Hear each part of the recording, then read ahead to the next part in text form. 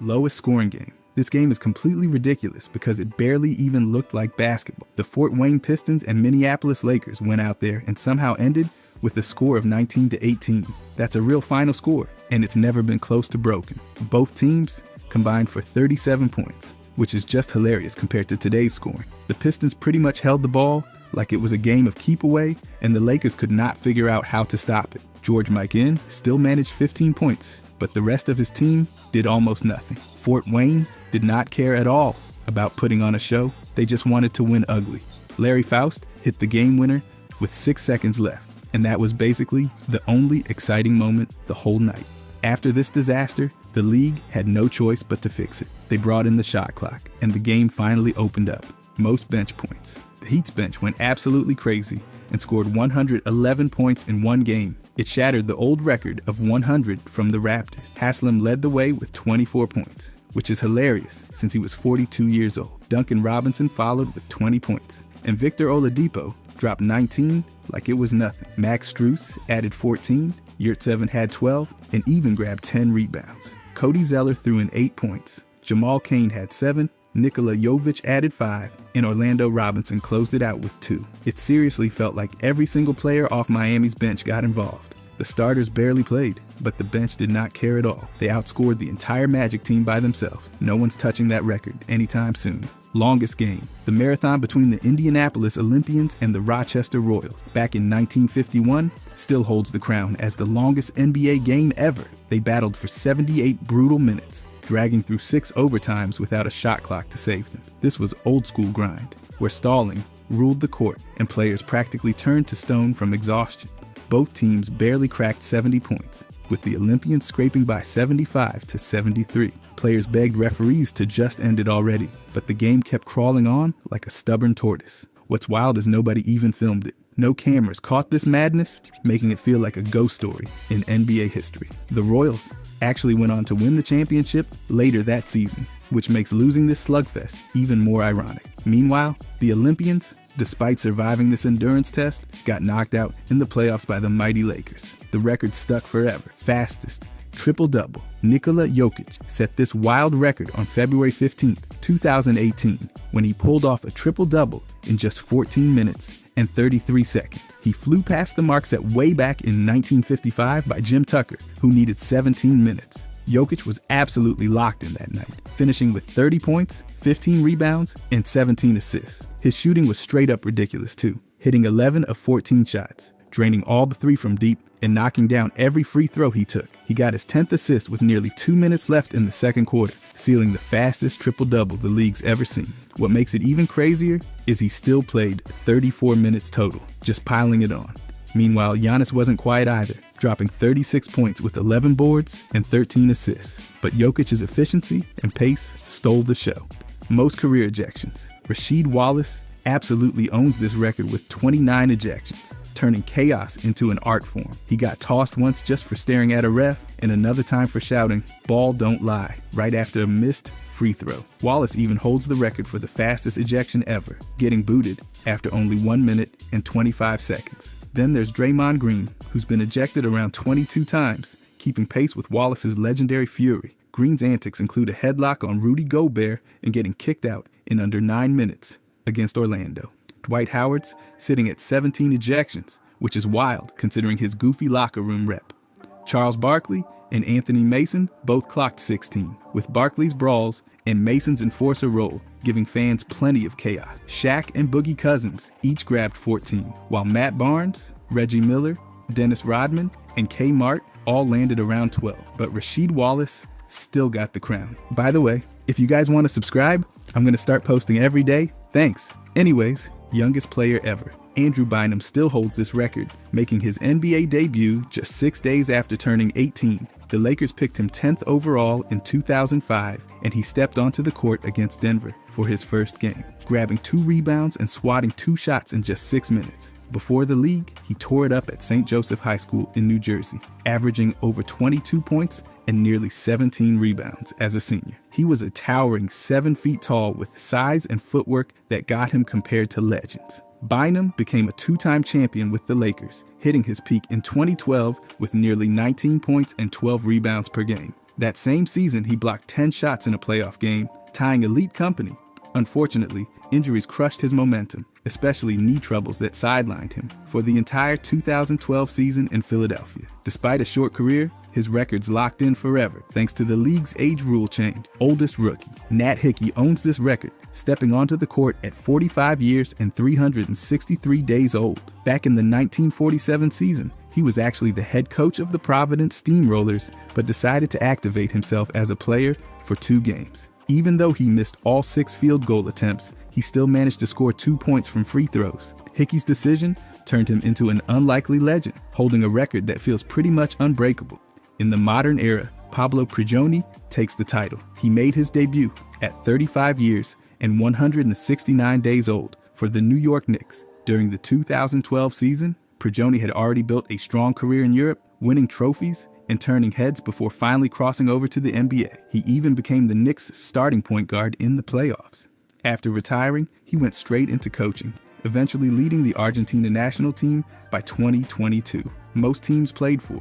Smith holds this wild record, suiting up for 13 different NBA teams across 14 seasons. Starting as an undrafted rookie in 2010 with Houston, he's bounced everywhere from Phoenix to Philadelphia twice, and even won a title with Denver in 2023. Across over 800 games, he's averaged just over 7 points and nearly 4 assists per night, making him the definition of steady. Smith has been traded 7 times, released 6 times, and somehow worn over 10 different jersey numbers. His longest stops were with Detroit and Washington, each lasting 3 seasons. He even had a breakout year with Philly in 2016, starting 50 games and dropping nearly 15 points a night. Coaches and teammates love his selfless attitude, calling him a leader no matter his role. His jersey collection from all 13 teams exists, but he will not hang them up, calling it too narcissistic. Shout out to Ish Smith. Most blocks in a game. Elmore Smith owns this ridiculous record, swatting away 17 shots in a single game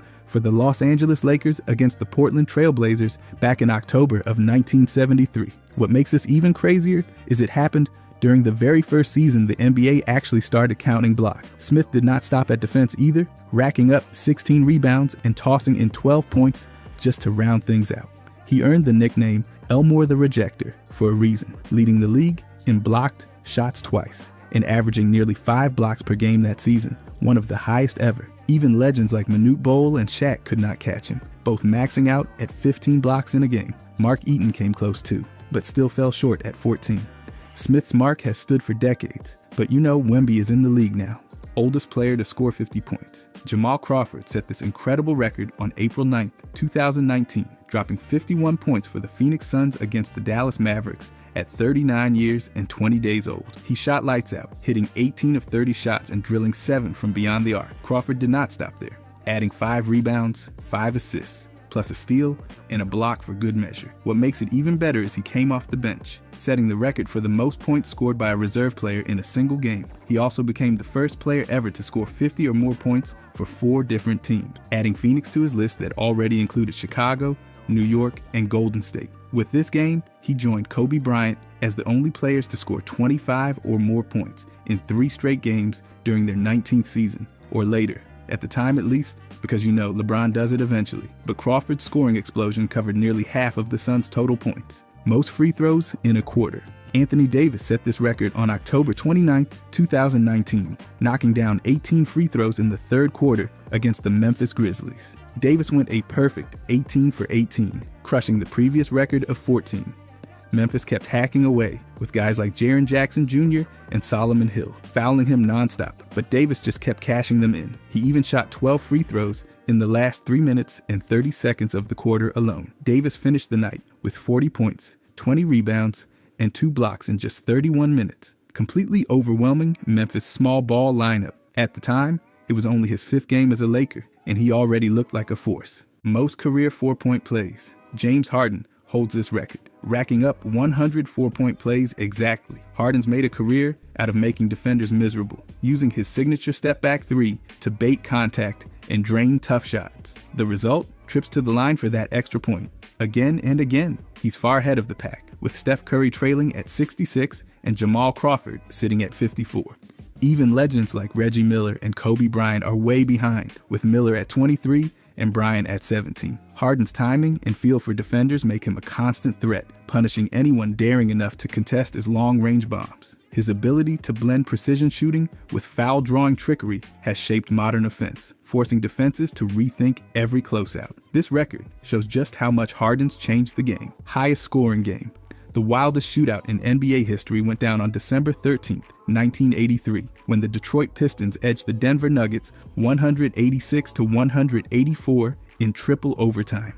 Combined, they poured in an absurd 370 points, a record that still stands today. The game was pure chaos, with Detroit's Isaiah Thomas dropping 47 points and dishing out 17 assists, while John Long added 41 and Kelly Tripucka nailed 35. On the Denver side, Kiki Vandeweghe led all scorers with 51 points. Alex English followed with 47, and Dan Issel tossed in 28. 4 players crossed the 40-point mark, making it an all-out scoring frenzy. This game also set records for most field goals by 2 teams at 142 and most combined assists with 93. It perfectly captured the fast-paced style of the 80s, where defense seemed like a polite suggestion. Most offensive rebounds in a game. Moses Malone set this unbelievable mark on February 11, 1982, pulling down 21 offensive rebounds for the Houston Rockets against the Seattle Supersonics. His total of 32 boards, including 11 defensive rebounds,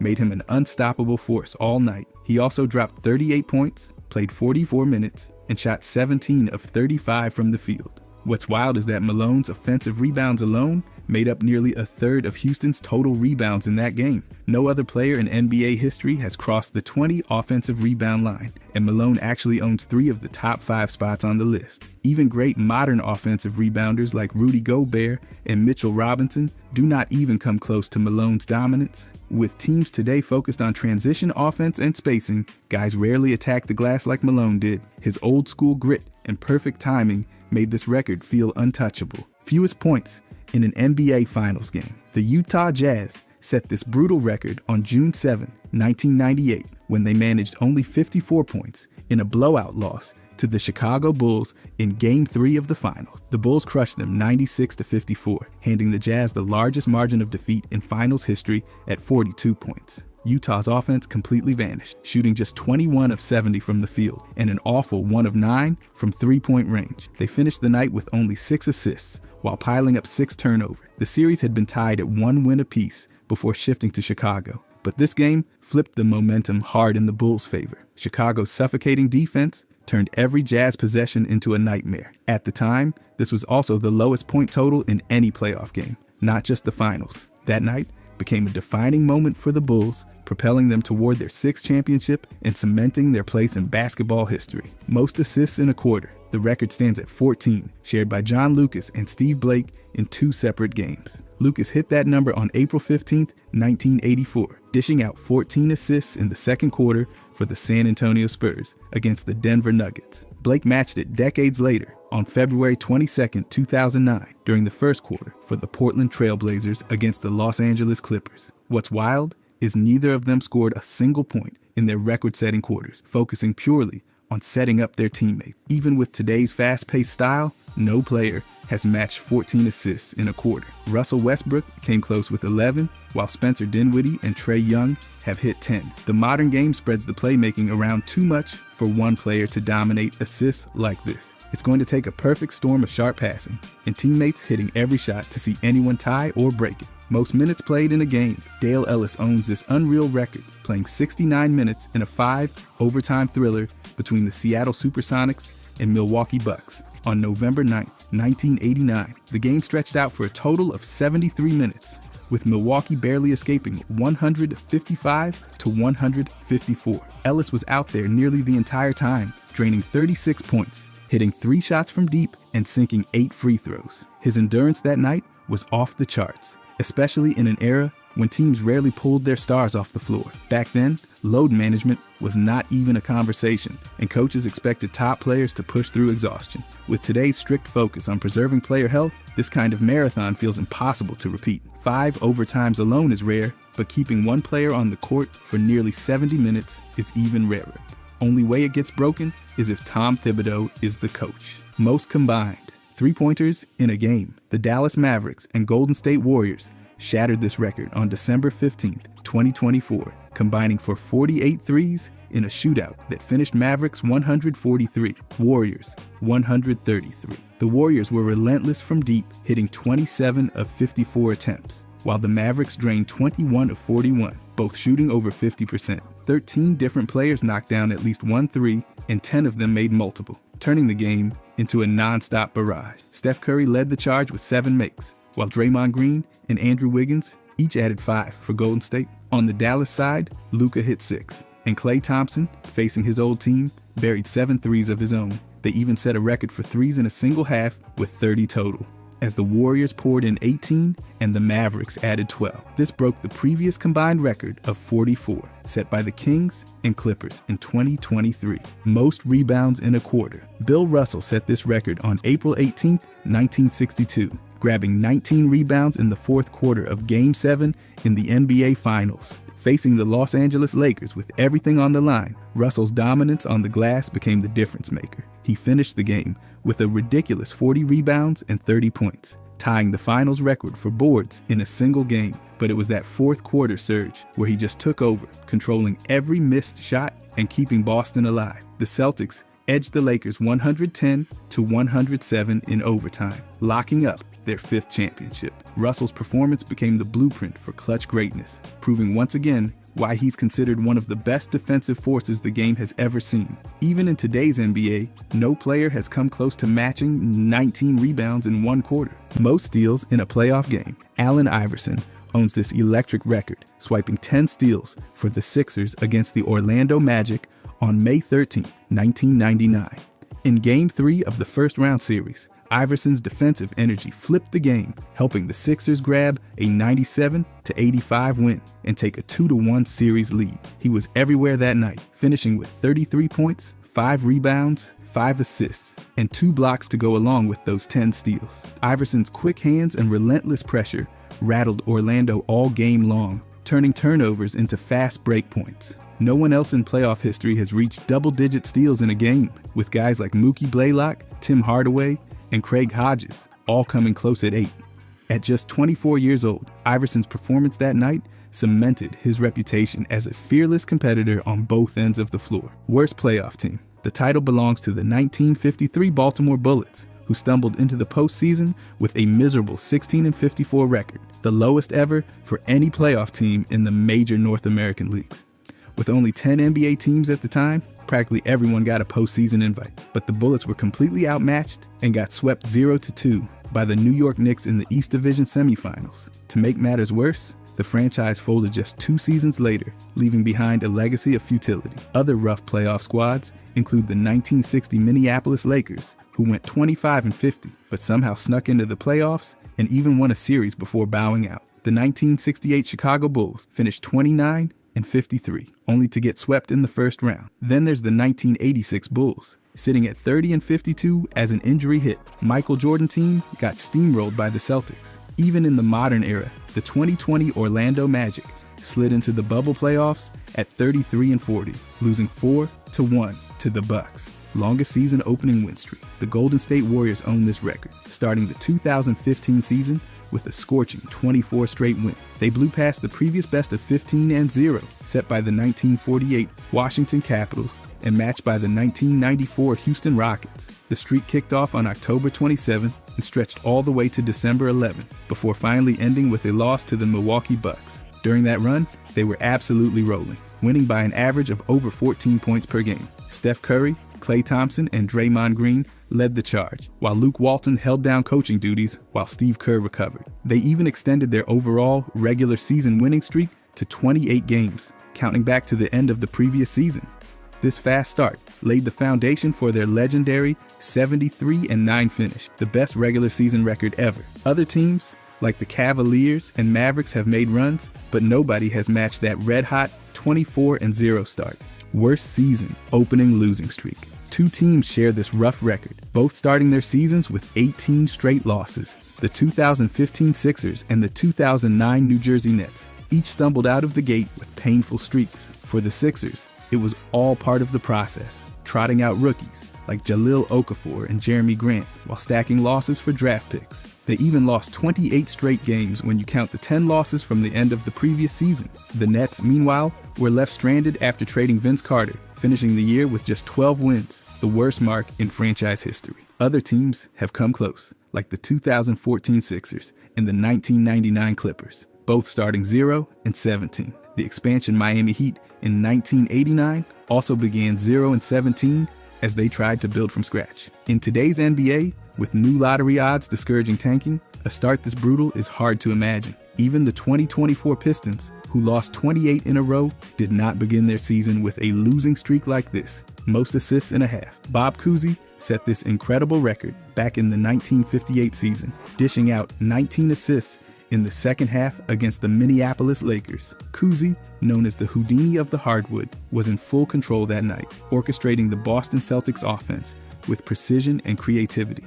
Not only did he pile up 19 assists in just one half, but he also finished the game with 28 total assists, setting a then NBA record. His performance helped power the Celtics through a dominant era. As they went on to capture the championship that season, Cousy's court vision and ability to anticipate plays made him one of the greatest facilitators the game has ever seen. Most points in a game by an overseas player. Luka owns this record, torching the Atlanta Hawks for 73 points on January 26, 2024. He shot a ridiculous 25 of 33 from the field, nailed 8 threes, and hit 15 of 16 free throws. Add 10 rebounds, 7 assists, and a steal in 45 minutes, and you've got a masterpiece. His advanced game score of 64.6 is the highest in NBA history. Luka shattered his own mark of 60 points from 2022 and soared past Dirk Nowitzki's old record of 53. Only 4 players have ever hit 70 or more, and now Luka is one of them. Dirk held the overseas record for 19 years, with his 53-point outburst in 2004. Giannis also went wild recently,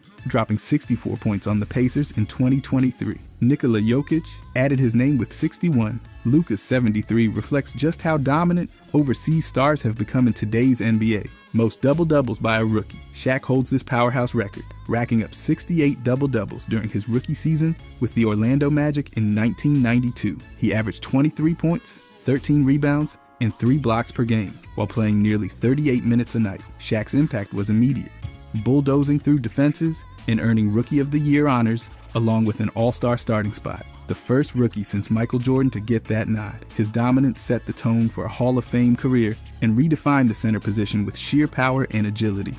Chasing him on the rookie double-double list is Blake Griffin, who posted 63 in 2011, followed by David Robinson with 59 and Tim Duncan with 57. DeAndre Ayton rounds out the top 5 with 39.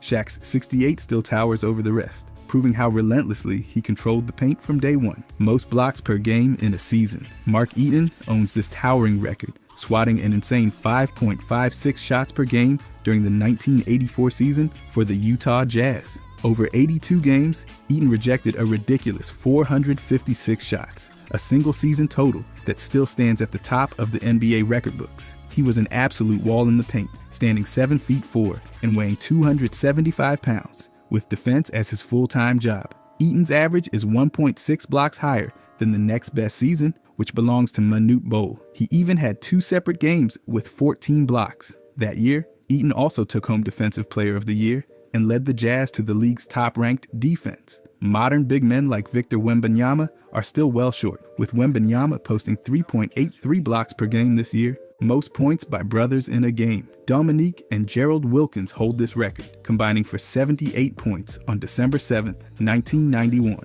Dominique lit up the scoreboard with 52 points for the Atlanta Hawks, while Gerald added 26 for the New York Knicks in a high-scoring battle that ended with the Hawks winning 137-128. This game stands out not just for the scoring totals, but for the rare moment of 2 brothers both going off on opposite sides of the court. Since then, a few brother duos have tried to challenge their mark. Giannis and Thanasis combined for 64 points, but the twist is that Thanasis played only 1 minute and didn't score, while Giannis carried the full load himself with 64 points. The Wagner brothers, Franz and Mo, have also made noise dropping a combined 56 points in a game, with Franz scoring 37 and Mo adding 19. Still, nobody's topped the Wilkins brothers' explosive night, keeping their sibling record safe. At the top of the NBA history books, oldest player to record a triple-double, Karl Malone owns this record, logging a triple-double at 40 years and 127 days old against the San Antonio Spurs on November 28, 2003. Playing for the Los Angeles Lakers, Malone finished with 10 points,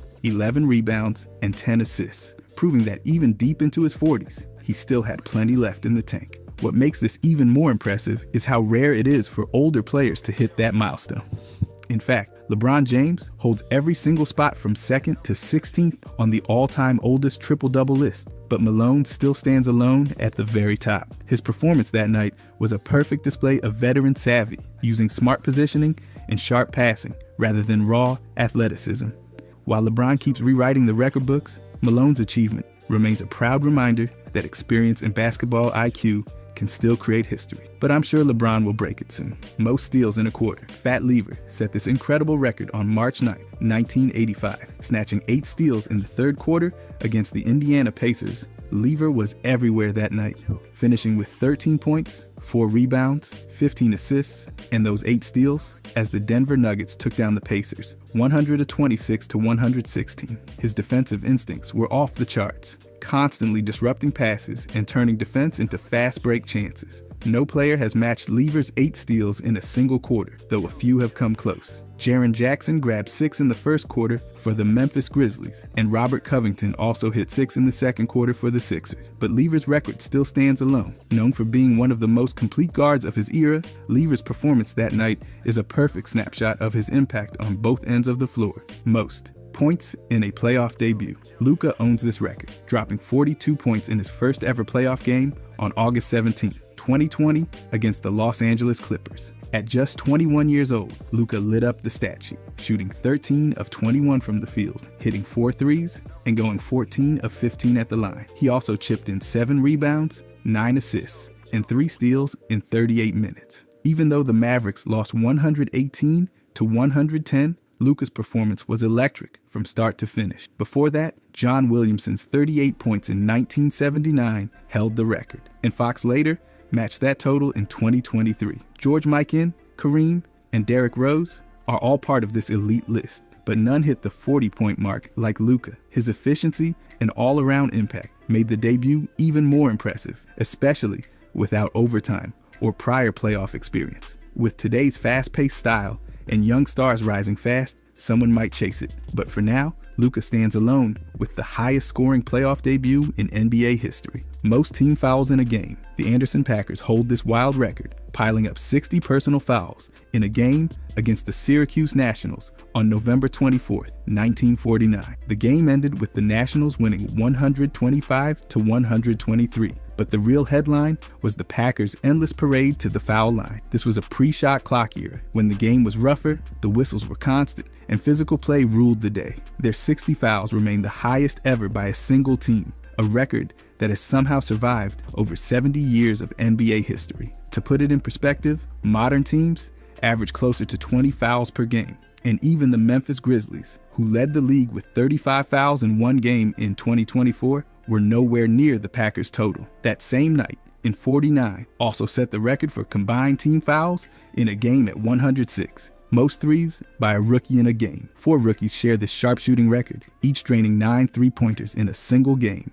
Rodrigue Beaubois kicked things off back in 2010, lighting up the Warriors with 9 threes on just 11 attempts, pouring in 40 points off the bench in a Mavericks win. Fast forward to 2017, Yogi Ferrell matched it, also going 9 for 11 from deep and scoring 32 points against the Trailblazers. Just days after signing a 10-day contract, Keontae George joined the club in 2024, hitting 9 threes for the Jazz in a narrow loss to the Warriors, finishing with 33 points and 6 assists. Then Dalton Knecht, in November 2024, exploded for 9 threes on 12 attempts, scoring a career-high 37 points for the Lakers against the Jazz. He even rattled off, though, 22 straight points in the third quarter. Before 2010, no rookie had reached this mark, showing how much the game has evolved. Most turnovers in a game. This record is shared by John Drew and Jason Kidd, both famously coughing up the ball 14 times in a single game. John Drew set the mark first on March 1st, 1978, while playing for the Atlanta Hawks against the New Jersey Nets. Drew, a two-time All-Star known more for scoring and rebounding, had a rough night handling the ball, with the Nets' defense forcing mistake after mistake. Years later, Jason Kidd matched it on November 17, 2000, while leading the Phoenix Suns against the New York Knicks. Kidd, a Hall of Famer celebrated for his playmaking genius, had an off night by his standards, piling up 14 turnovers despite his usual sharp court vision. Even the best playmakers are vulnerable to these chaotic games, where high usage and tight defenses force errors. Most assists by a center in a game. Nikola Jokic holds this remarkable record, handing out 22 assists on March 7, 2025, as the Denver Nuggets outlasted the Phoenix Suns 149-141 in overtime. Jokic wasn't just passing, though. He put together the first 30-20 triple-double in the league history, finishing with 30 points, 20 rebounds, and those record-setting 22 assists. He played 45 minutes, shot over 59% from the field, and basically turned the game into his personal clinic on how to run an offense from the center position. Before Jokic, the great Wilt Chamberlain held the record with 21 assists in 1968, a mark that stood for nearly 6 decades. Jokic's performance proves how much the role of centers has evolved, with his court vision and playmaking completely redefining expectations for big men. This wasn't just a record-breaking night, it was a full display of how a modern center can control every aspect of the game. For now, Jokic stands alone, setting the new gold standard for passing bigs. Fattest player, Oliver Miller, holds one of the craziest records in NBA history. During his 9-year career, Miller's weight fluctuated between 375 and 380 pounds. That made him the heaviest player ever to play in the league, and he was only 6'9". Despite his size, Miller played 493 games across 6 different teams. His best season came with the Raptors, when he averaged almost 13 points, 7 rebounds, nearly 3 assists, and almost 2 blocks per game. After the NBA, he kept playing around the world until 2010. Other massive players include Shaquille O'Neal, who reached 360 pounds, and Eddie Curry, who topped out at 350. Even Taco Fall weighed in at over 300 pounds during his short time in the league, even though he was skinny. Worst three-point percentage. Charles Barkley owns the record for the lowest career three-point percentage among players who've taken at least 1,000 attempts. Barkley shot a rough 26.6% from deep, making 538 threes out of 2,020 tries. Even though he's a Hall of Famer, Barkley's long-range shooting was never a strong part of his game. But he wasn't alone. Corey Brewer finished his career hitting just 28.2% from 3. Josh Smith wasn't much better at 28.5%. Ron Harper,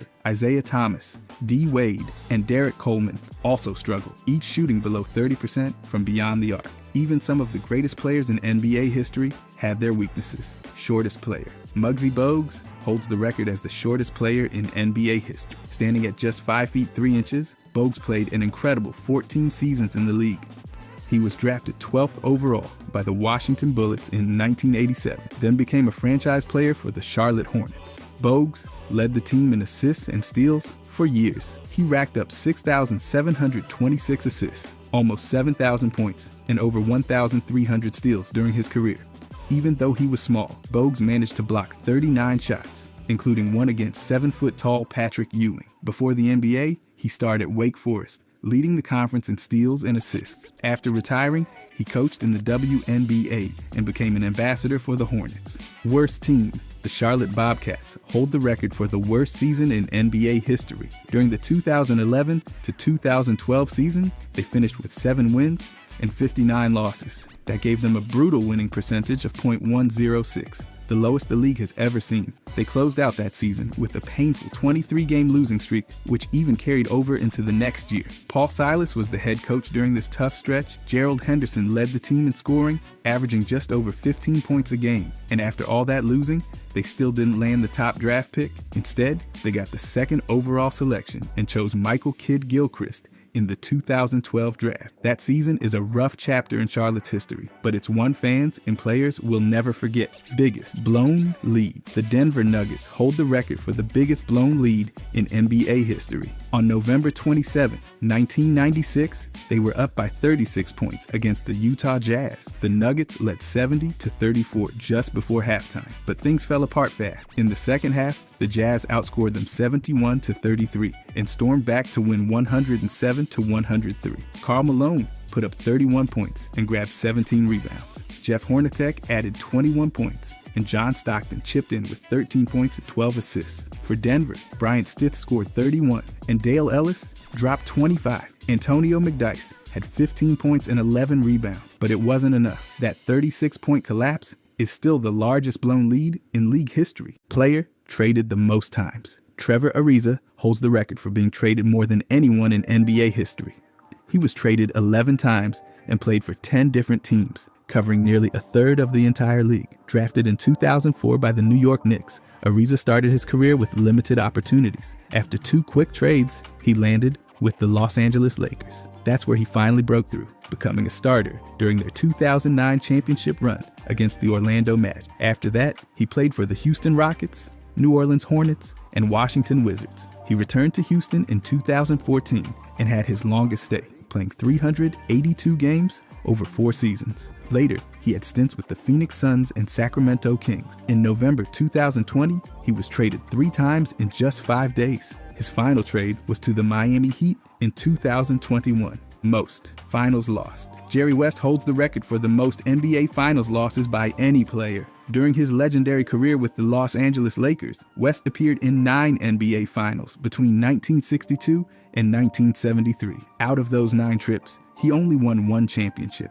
in 1972. That means he lost 8 finals, more than any player in the league history. 6 of those losses came against the Boston Celtics. They beat him in 1962, 1963, 1965, 1966, 1968, and 1969. He also lost twice to the New York Knicks in 1970 and 1973. Despite all those losses, West made history in 1969 by becoming the only player ever to win finals, most valuable player, while playing for the losing team. Worst win percentage. Hollis Thompson holds the record for the lowest personal win percentage in NBA history. During his career, Thompson's teams won just 53 games while losing 212. That gave him a win percentage of only 20% across 265 games played. Most of his time was spent with the Philadelphia 76ers from 2013 to 2017, right in the middle of their rebuild. He also had a brief stint with the New Orleans Pelicans in 2017. Despite the losses, Thompson was a reliable shooter. He averaged nearly 8 points per game, shot over 38% from three-point range, and grabbed just over 3 rebounds per game. But no matter how well he played individually, his teams struggled badly. Worst losing streak. The Detroit Pistons and Philadelphia 76ers are tied for the longest losing streaks in NBA history. Both teams lost 28 games in a row, but under different circumstances. The Pistons streak happened entirely in the 2023 to 2024 season. From October 30th to December 30th, they dropped 28 straight games. They finished that year with a 14-68 record, the worst in franchise history. Monty Williams was their head coach, but was fired in June 2024 after only 1 season. The 76ers streak spanned 2 seasons, from March 27, 2015 to December 1st, 2015. They finished the 2014 to 2015 season at 18-64 and went 10-72 the next year. By the way, if you guys want to subscribe, I'm going to start posting every day. Thanks. Anyways, slowest player. Jared Sullinger holds the record for being the slowest player at the 2012 NBA Draft Combine. He ran the 3/4 court sprint in 3.81 seconds, which was the slowest time recorded that year. In the lane agility drill, he clocked in at 12.77 seconds, also the slowest among all participants. Standing 6 feet 9 inches tall and weighing 268 pounds, Sullinger still managed to get drafted 21st overall by the Boston Celtics. Despite his slow testing numbers, he carved out a solid 5-year NBA career. He averaged almost 11 points and 7.5 rebounds per game. His no-step vertical was 29.5 inches, and his max vertical was 31 inches. Even though speed was not his strength, Sullinger was still a beast. Worst free throw percentage. Ben Wallace holds the record for the lowest career free throw percentage in NBA history among players with at least 1,000 attempts. Over his career, Wallace took more than 2,000 free throws, but only made 41.4% of them. That's the lowest percentage ever recorded by someone with that many tries. Opposing teams often used the hack-a-shack strategy against him, fouling him on purpose to take advantage of his struggles at the line. But even with that weakness, Wallace dominated on the defense. He won 4 NBA Defensive Player of the Year awards and was a huge part of the Detroit Pistons' 2004 championship run. His free throw shooting might have been rough, but his impact on the court was never in question. Most losses. Vince Carter holds the record for the most losses by any player in NBA history. Over his 22 seasons, Carter played for 8 different teams, including the Toronto Raptors, New Jersey Nets, Orlando Magic, Phoenix Suns, Dallas Mavericks, Memphis Grizzlies, Sacramento Kings, and Atlanta Hawks. Across 1,541 regular season games, he experienced 756 losses. That's more than any player in league history. Despite that, he also collected 785 wins, giving him a career winning percentage just over 50%. Carter's long career meant he spent time with teams in every stage, including several rebuilding rosters, but his longevity also helped him rack up more than 25,000 career points and 8 All-Star selections. Most misses. LeBron James holds the record for the most missed field goals in NBA history. Over his long career, James has missed 14,994 shots. But with that many misses comes plenty of makes. He's also knocked down 15,392 field goals. His role as a primary scorer and playmaker on every team he's been with has led to a massive number of shot attempts. And with a career spanning more than 2 decades, those numbers just kept climbing. Before James, Kobe Bryant held the record with 14,481 misses, while Karl Malone finished with 13,528. James may top the list for missed shots, but he's also the NBA's all-time leading scorer. Most turnovers. LeBron James again. He holds the record for the most turnovers in NBA history. Over his career, James has turned the ball over 5,437 times. As the primary ball handler and playmaker for every team he's played on, James has always carried a huge offensive load. That kind of responsibility leads to a lot of opportunities and mistakes. Right behind him is Russell Westbrook, who's turned it over 4,766 times. Karl Malone ranks third with 4,524, and John Stockton sits fourth with 4,244. All 4 players spent their careers constantly handling the ball, running offenses, and making plays. Most missed dunks. DeAndre Jordan holds the record for the most missed dunks since the NBA began tracking play-by-play stats. He's missed 300 dunks in his career. Even with all those misses, Jordan's been one of the most dominant finishers around the rim. He's racked up seasons with over 200 dunks, including 253 in 2016 to 2017 and 252 in 2014 to 2015. Despite the missed slams, Jordan holds the NBA record for the highest career field goal percentage at 67.4%. He also led the league in rebounds per game for 2 straight seasons, from 2013 to 2015. The missed dunks stand out, but they never stopped Jordan from being a major force in the paint. Most free throws missed in a game. Andre Drummond holds the record after missing 23 free throws in a single game. During the 2015 to 2016 season, the Houston Rockets used the hack-a-Drummond strategy and fouled him 21 times. Drummond ended up shooting 36 free throws, but only made 13. Despite all the misses, Detroit still won the game. If we're looking at most consecutive free throws missed in a game, Chris Dudley missed 13 straight free throws on April 14th, 1990. Dudley was already known for his struggles at the line, and this game took things to another level. He finished his career as one of the worst free throw shooters ever, and for worst free throw percentage in a game by a team. The Detroit Pistons shot a brutal 18% from the line during the 2016 to 2017 season. On March 1st, 2017, they played the New Orleans Pelicans. Andre Drummond shot 1 for 10 and got ejected, capping off a miserable night. Most three-pointers missed in a game. James Harden and Damon Stoudemire share the record for the most missed threes in a single game. Both players missed 16 three-pointers. Harden's done it 6 different times, including an ugly one for 17 performance against the Orlando Magic. Despite that, he still finished with 38 points, 12 assists, and 9 rebounds in that game. Classic Harden. Stoudemire missed 16 threes back in 2005 while playing for the Portland Trail Blazers. That was back when teams were barely shooting 16 threes in an entire game. Both guys kept firing, no matter how many misses piled up. Most field goals missed in a game. Joe Fulks holds the record after missing 42 shots in a single game. During the 1947 to 1948 season, Folks threw up 55 shots and only made 13. His Philadelphia Warriors were blowing out the Providence Steamrollers, and instead of slowing down, folks kept firing. This was long before anyone thought about load management. Back then, these kinds of shooting nights weren't that rare. Folks also had games where he shot 4 for 31, 6 for 38, 5 for 31, 7 for 36, 7 for 40, and 8 for 46. The man never stopped shooting. Most career technical foul. Karl Malone holds the record for the most technical fouls in NBA history with 332. Right behind him is Charles Barkley, who racked up 329 over his career. Rasheed Wallace sits third with 317, and Gary Payton rounds out the top 4 with 250. These players were known for their intensity, trash talk, and fiery tempers, which led to plenty of whistles from the referees throughout their careers. Worst coaching record. Roy Rubin holds the record for the worst coaching record in NBA history.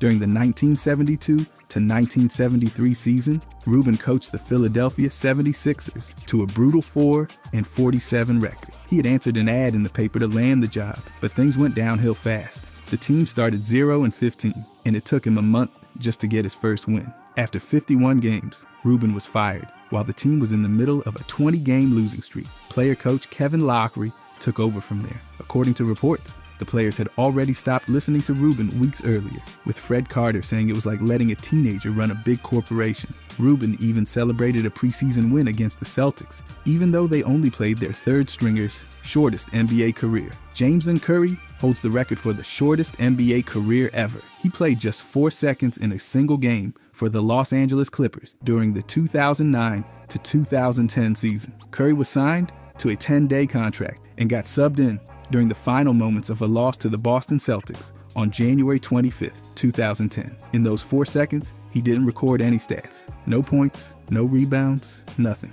That was his entire NBA career. Most foul. Kareem holds the record for the most personal fouls in NBA history with 4,657. Right behind him is Karl Malone, who racked up 4,578 fouls during his career. Robert Parrish sits third with 4,443, and Charles Barkley rounds out the top 4 with 4,421. These players spent years on the court playing physical basketball and often guarding the best players in the league. That kind of longevity and tough play led to a lot of whistles. Longest suspension. Meta World Peace, formerly known as Ron Artest, holds the record for the longest suspension in NBA history for an on-court incident. He was suspended 86 games after his role in the Malice at the Palace Brawl on November 19, 2004. The fight broke out between the Indiana Pacers and Detroit Pistons after Artest fouled Ben Wallace with under a minute left in the game. Things escalated when a fan threw a drink at Artest, leading him to charge into the stands. The brawl involved players and fans, and Artest was suspended for the rest of the season,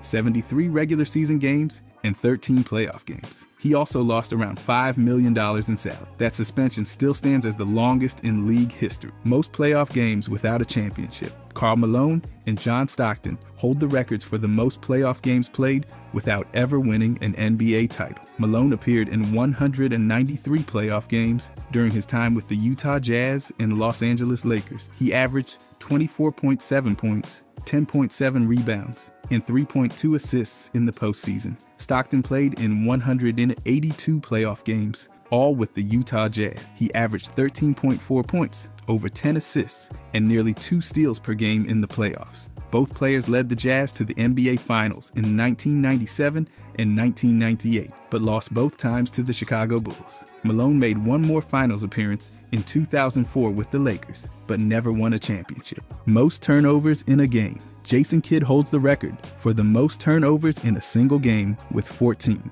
It happened during the 2000 to 2001 season in a matchup against the New York Knicks. At the time, Kidd was playing his final year with the Phoenix Suns. Even with all those turnovers, he still managed to finish with a triple-double, 18 points, 12 rebounds, and 10 assists. If you count the turnovers, he had a quadruple-double that night. Worst, plus-minus. Sharif Abdur-Rahim holds the record for the lowest career plus-minus in NBA history, with a total of minus 2,904. Over 12 seasons, he played for the Vancouver Grizzlies, Atlanta Hawks, Portland Trail Blazers, and Sacramento Kings. Despite his individual success, averaging over 18 points and 7.5 rebounds per game, his teams consistently struggled. Most of his career was spent on rebuilding squads that racked up losses, which dragged his plus-minus down. Even with the rough team records, Abdurrahim was an all-star in 2002, made the all-rookie first team in 1997, and won an Olympic gold medal in 2000. After retiring,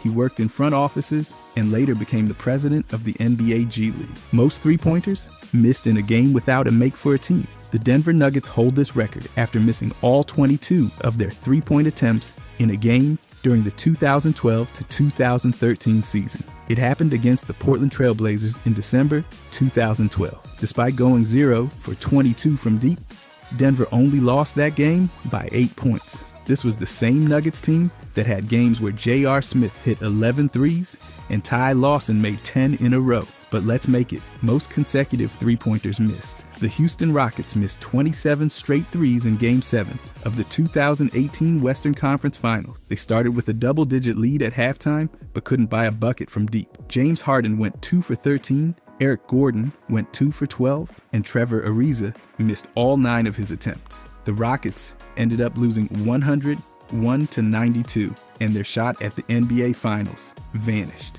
Longest playoff drought. The Los Angeles Clippers hold the record for the longest playoff drought in NBA history, missing the postseason for 15 straight seasons. The drought lasted from the 1976 to 1977 season through the 1990 to 1991 season. During that time, the franchise went through major changes, starting as the Buffalo Braves, relocating to San Diego in 1978, and then moving to Los Angeles in 1984. The team struggled with losing records, constant coaching changes, and frequent roster turnover. They finally ended the drought in the 1991 to 1992 season, finishing with a 45-37 record. In the playoffs, they lost to the Utah Jazz in a 5-game series. Even after snapping the streak, the Clippers continued to face challenges until the Lob City era in the early 2010s. Fewest field goals made in a game for a team. The Orlando Magic hold the record after making just 16 field goals in a single game. It happened during the 2011 to 2012 season in a matchup against the Boston Celtics. On that night, Orlando shot a brutal 16 for 65 from the field and lost 87-56. The team was still a playoff contender at the time, but they completely fell apart offensively in that game. Ryan Anderson went 0 for 8, Dwight Howard shot 4 for 15, and Jameer Nelson made just 2 of his 5 attempts. The bench did not fare much better. Glenn Davis shot 2 for 9, missed both of his shots. As a team, they hit only 4 out of 16 three-point attempts. It was one of the worst offensive performances in NBA history. Biggest halftime deficit. The Sacramento Kings hold the record for the largest halftime deficit in NBA history, trailing by 47 points. It happened during the 1991 to 1992 season in a game against the Golden State Warriors. By halftime, the Kings were down 88-41. The Warriors, led by Tim Hardaway and Chris Mullin, completely dominated from start to finish. Mitch Richmond, who had recently joined the Kings from Golden State, did not play that night. The Warriors shot 57.4% from the field, dished out 38 assists, and grabbed 60 rebounds. Sacramento struggled badly, shooting just under 40% and committing 28 turnovers. Golden State cruised to a 153-91 win. Least points. The Chicago Bulls hold the record for the fewest points scored in an NBA game since the shot clock was introduced in 1954. On April 10th, 1999, the Bulls managed just 49 points in a blowout loss to the Miami Heat. The final score was 82-49 at the United Center. Chicago scored only 8 points in the first quarter and 10 points in the third. They shot a brutal 23.4% from the field, making just 18 of 77 attempts. From three-point range, they missed all 9 shots. They even struggled at the line, hitting 13 of 24 free throws. Cornell David led the Bulls with 13 points and 10 rebounds, while Tony Kukoc added 10 points. For Miami, Tim Hardaway finished with 22 points, and Alonzo Mourning added 19, along with 7 blocks. Lowest scoring quarter for a team. 2 teams share the record for the lowest scoring quarter in NBA history, each putting up just 2 points. The Dallas Mavericks did it first during the 1996 to 1997 season. On April 6, 1997, they scored only 2 points in the third quarter against the Los Angeles Lakers. Dallas actually led by 14 at halftime, but missed all 15 of their shots in that quarter. Their only points came from 2 free throws by Derek Harper. They ended up losing 87-80. The Golden State Warriors matched the record during the 2003 to 2004 season. On February 8, 2004, they scored 2 points in the fourth quarter against the Toronto Raptors. Golden State had a 16-point lead going into the fourth, but collapsed completely. The Raptors tied the game at 81 and forced overtime. Toronto then outscored the Warriors 3-0 in overtime and won 84-81. Fastest ejection. Rasheed Wallace holds the record for the fastest ejection in NBA history. On December 2nd, 2012, Wallace was tossed just 1 minute and 25 seconds into a game between the New York Knicks and the Phoenix Suns. His first technical came after a hard foul on Luis Scola, which he immediately argued with the officials. Moments later, after Goran Dragic missed a free throw,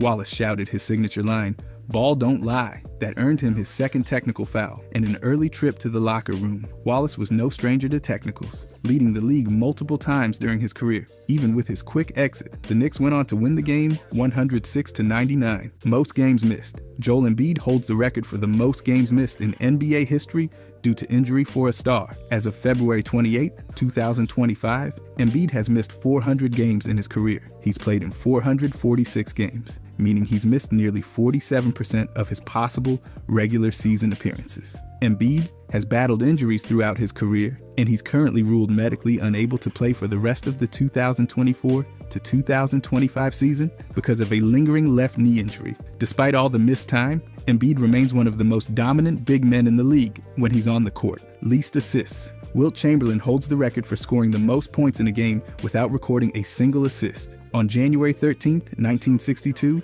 Chamberlain dropped 73 points in a game where he did not register an assist. His Philadelphia Warriors beat the Chicago Packers 135-117. Chamberlain shot 29 for 48 from the field and made 15 of 25 free throws. He also grabbed 36 rebounds that night. That season, Chamberlain averaged an unbelievable 50.4 points per game, including his famous 100-point game later that year. Even without passing for a single basket, he dominated the game in scoring and rebound. Most technical fouls in a season.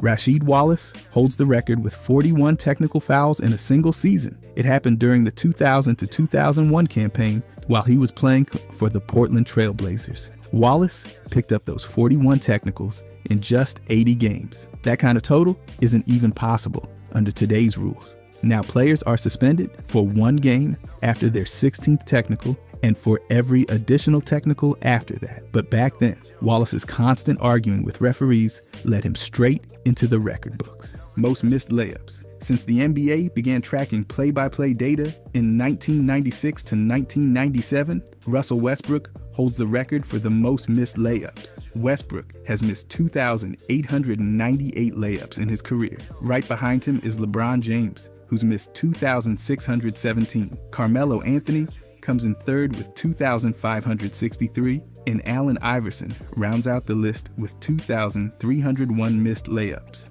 Worst finals record for a team. The Orlando Magic hold the record for the worst winning percentage in NBA Finals history, with a record of 1 win and 8 losses. They've made 2 appearances in the finals. In 1995, they were swept 4-0 by the Houston Rockets. Game 1 was especially painful, with Nick Anderson missing 4 straight free throws late, allowing the Rockets to tie it and win in overtime. In 2009, the Magic faced the Los Angeles Lakers and lost the series 4-1. Their only finals win came in Game 3 of that series, where they pulled out a 108-104 victory. Despite strong playoff runs led by stars like Shaquille O'Neal and Dwight Howard, the Magic still hold an 11.1% winning percentage in the finals, the lowest of any team. Most 3-1 leads blown. Doc Rivers is the only coach in NBA history to blow 3 separate 3-1 series leads in the playoffs. The first came in 2003 when his 8th-seeded Orlando Magic were up 3-1 on the top-seeded Detroit Pistons. The Magic lost the next 3 games and dropped the series 4-3.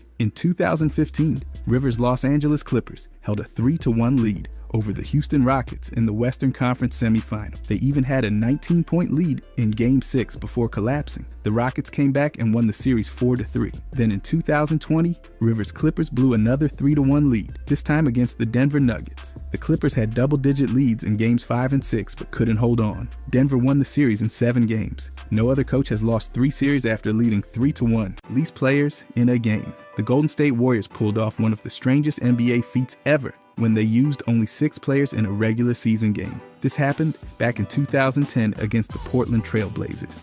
Now, NBA rules say every team has to suit up at least 8 players, so the Warriors technically did, but 2 of those guys, Ronnie Turiaf and Anthony Morrow, were injured and basically dressed just to meet the rule. They weren't supposed to play at all, but things got wild. Devin George fouled out, and that left only 5 healthy players. And the league doesn't care how many ice packs you've got on the bench. 5 guys have to be on the court at all times. So even the injured players had to step in briefly. The refs made Turiaf and Morrow take the floor, even though they weren't actually functional. That's how bizarre this got. Steph Curry and Monte Ellis played the whole game without a break.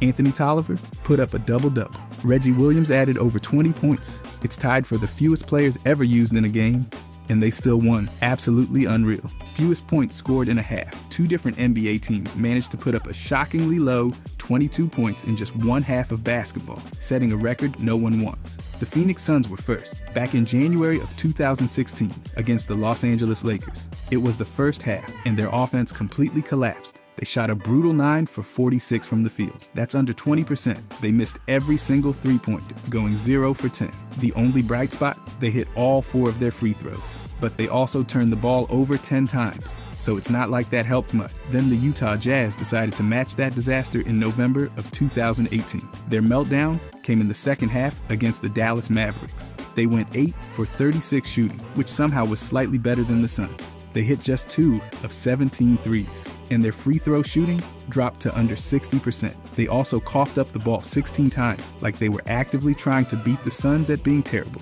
22 points and a half. That's not just bad, that's historically off. Most teammates played with. Jeff Green has played with more NBA teammates than anyone else in league history. That's not just a trivia fact, it's an entire journey. By the 2024 season, he'd suited up next to 266 different players. That's across 12 different teams in 18 seasons. You'd think he was on a road trip through the entire league. He started with the Seattle Supersonics, then rolled through franchises like Boston, Memphis, Cleveland, Brooklyn, and Denver, just to name a few. He even had 2 separate runs with Houston. This guy's locker probably didn't stay in one place long enough to get dusty. And out of those 266 teammates, 16 were all-stars. Names like Kevin Durant, LeBron James, James Harden, Kyrie, and Nikola Jokic. He's played with them all. To put that in perspective, Vince Carter had 261 teammates. Trevor Ariza had 260. Even JaVale McGee and Ish Smith couldn't keep up. Green also picked up a championship in 2023 with Denver and made the all-rookie first team way back in 2008. Longevity, versatility, and a whole lot of jerseys. Jeff Green's record is just different. By the way, if you guys want to subscribe, I'm going to be posting every day. Thanks. Anyways, most points scored in under 20 minutes. Sandro Mamukelashvili broke the NBA record books by dropping 34 points in just 19 minutes against the New York Knicks. That's not just efficient, that's ridiculous. It happened on March 19th, 2025, and it took place in San Antonio, where the Spurs ended up winning 120-105. Mamukelashvili missed just 1 shot all game. He went 13 for 14 from the field and hit every single 3 he took, 7 of them. He also nailed his only free throw. That's 92.9% shooting, 100% from deep, and 100% from the line. Add in 9 rebounds, 3 assists, and 0 turnovers, and it's about as clean a performance as you'll ever see. He scored 21 of his points in the 4th quarter alone. Chris Paul kept feeding him the ball, and it worked. He finished with a plus 22 in just 19 minutes. The previous record was 33 points in under 20 minutes by Jaylen Brown, but that's old news now. To make it even weirder, rapper Flavor Flav crashed his post-game interview, because why not? It was that kind of night. Most consecutive double-doubles. Wilt Chamberlain's record of 227 straight double-doubles is something the league may never see again. This streak lasted from 1964 to 1967, and it covered nearly 3 full seasons without missing a beat. Every single game, he dropped at least 10 points and grabbed 10 rebounds. Not once did he fall short. He did it while playing for both the San Francisco Warriors and Philadelphia. And if that wasn't enough, he also owns the 2nd longest streak with 220 and the 3rd longest with 133. That's not just dominance. That's monopoly-level control of the stat sheet. His total career count? 968 double-doubles. During the streak, he had monster nights, like 53 points, 32 rebounds, and 14 assists in one game. Another time, he went for 22 points, 25 rebounds, and 21 assists. In comparison, the post-merger record is 61 by Sabonis. Chamberlain made 30-30 games look common. He even had 8 40-40 games. No one's matched his ability to take over both ends like that. 227 games, no off nights. That's just wild. Fewest field goals, made with at least 100 attempts. Dick O'Keefe's 1950-51 season with the Washington Capitals was historically rough. Across 17 games,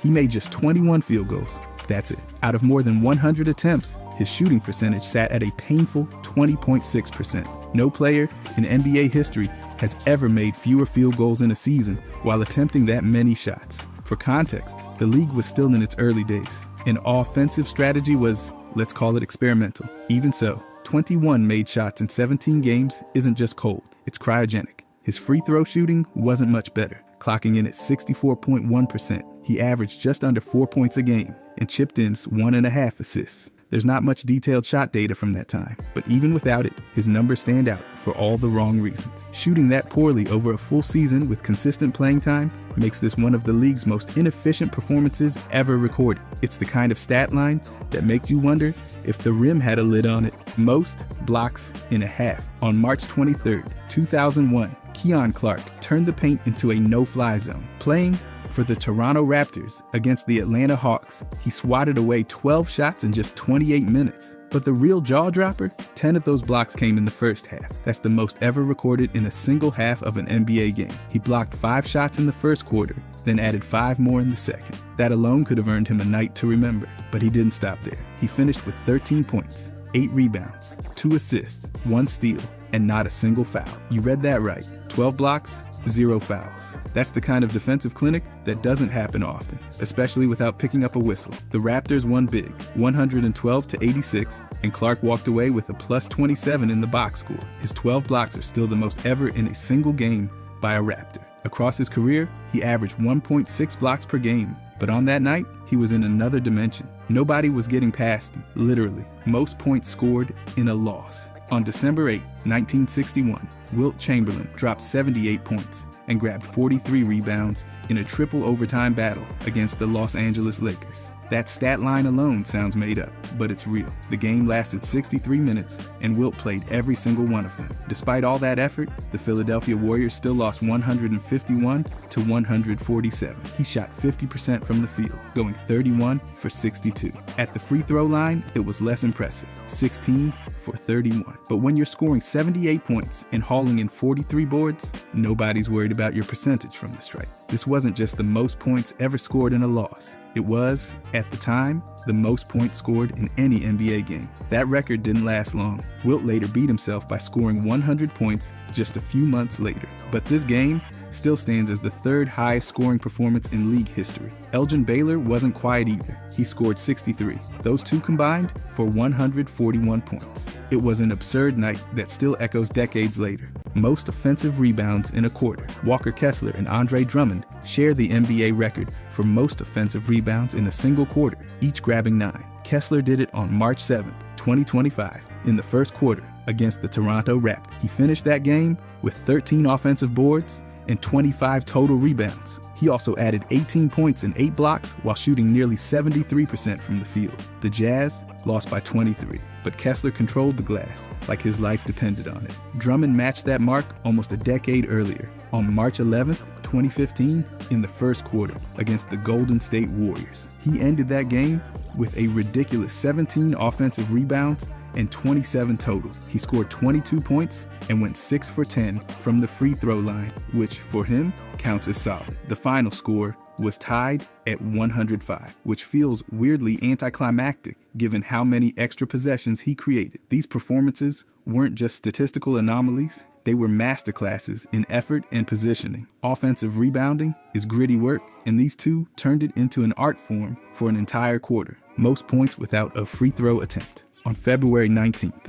2021, Jamal Murray torched the Cleveland Cavaliers for 50 points without going to the free throw line a single time. That had never happened in NBA history. Not one trip to the stripe, just pure buckets. He shot 21 for 25 from the field, which is 84%. From 3-point range, he hit 8 of 10. That's 80%. And all 50 points came without the refs handing him a single freebie. His efficiency was absurd. His true shooting percentage and effective field goal percentage both hovered right around 100. That's almost mathematically perfect. He added 6 rebounds, 2 assists, 2 steals, and just 1 turnover in 38 minutes. The Nuggets beat the Cavaliers 120-103, and Murray had a plus 24 for the night. For context, the previous high for points without a free throw attempt was 48 by Hakeem. Murray just pulled up, shot, and cashed everything. No calls, no whistles, just clean makes. It wasn't just a career high, it was a clinic in how to score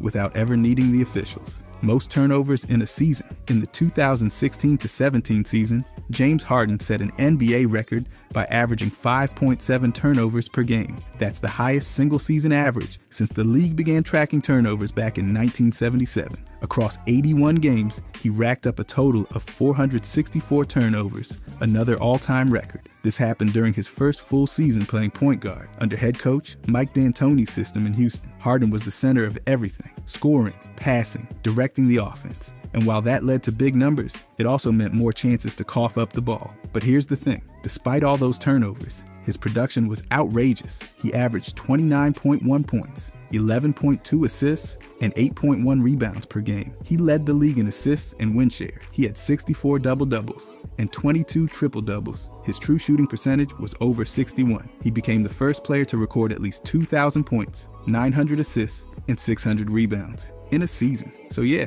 the turnovers were wild, but so was everything else he did. It was chaotic, high-risk basketball, and it worked. Most played without scoring. In the 2006-2007 NBA season, rookie guard Will Conroy set a bizarre record. He played 52 total minutes without scoring a single point. That's the most minutes any player has ever logged in a season without putting the ball through the hoop.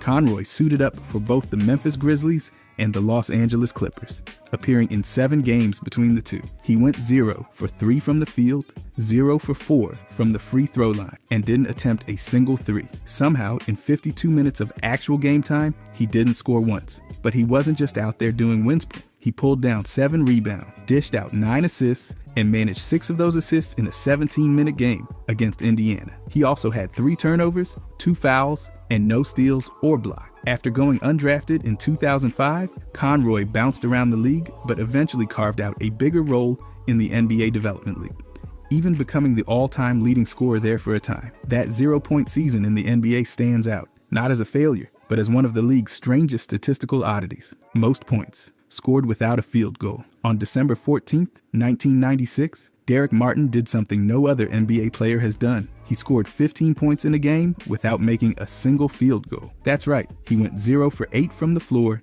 and still ended up with 15 points, all from the free throw line. He went a perfect 15 for 15 from the stripe while playing 32 minutes for the Los Angeles Clippers in a win over the Sacramento Kings. His shooting from the field was non-existent, but he made up for it by drawing fouls and cashing in every single chance he got. Martin also added 7 assists, 2 steals, and posted a plus 20 for the game. This wasn't just a weird stat line. It broke the NBA record for most points in a game without a made field goal. The closest anyone's gotten is Richard Hamilton with 14 and Dolph Schayes with 13. Martin showed that even on an off shooting night, a player can stay aggressive, stay involved, and still make a real impact. Drawing contact, making smart passes, and hitting every free throw, that's how you leave a mark. Most games, fouling out. Shawn Kemp owns one of the most oddly specific records in NBA history. He fouled out of 115 games by picking up exactly 6 personal fouls. That's more than any other player in league history, and it speaks volumes about his physical, no-nonsense approach to defense. Over his 14-season career, Kemp played in 1,051 games for the Supersonics, Cavaliers, Trailblazers, and Magic. He racked up 3,826 total fouls, which puts him among the most foul-prone players the league's ever seen. But it wasn't lazy defense. It was relentless. He challenged everything in the paint, refused to back down, and usually paid for it by heading to the bench early.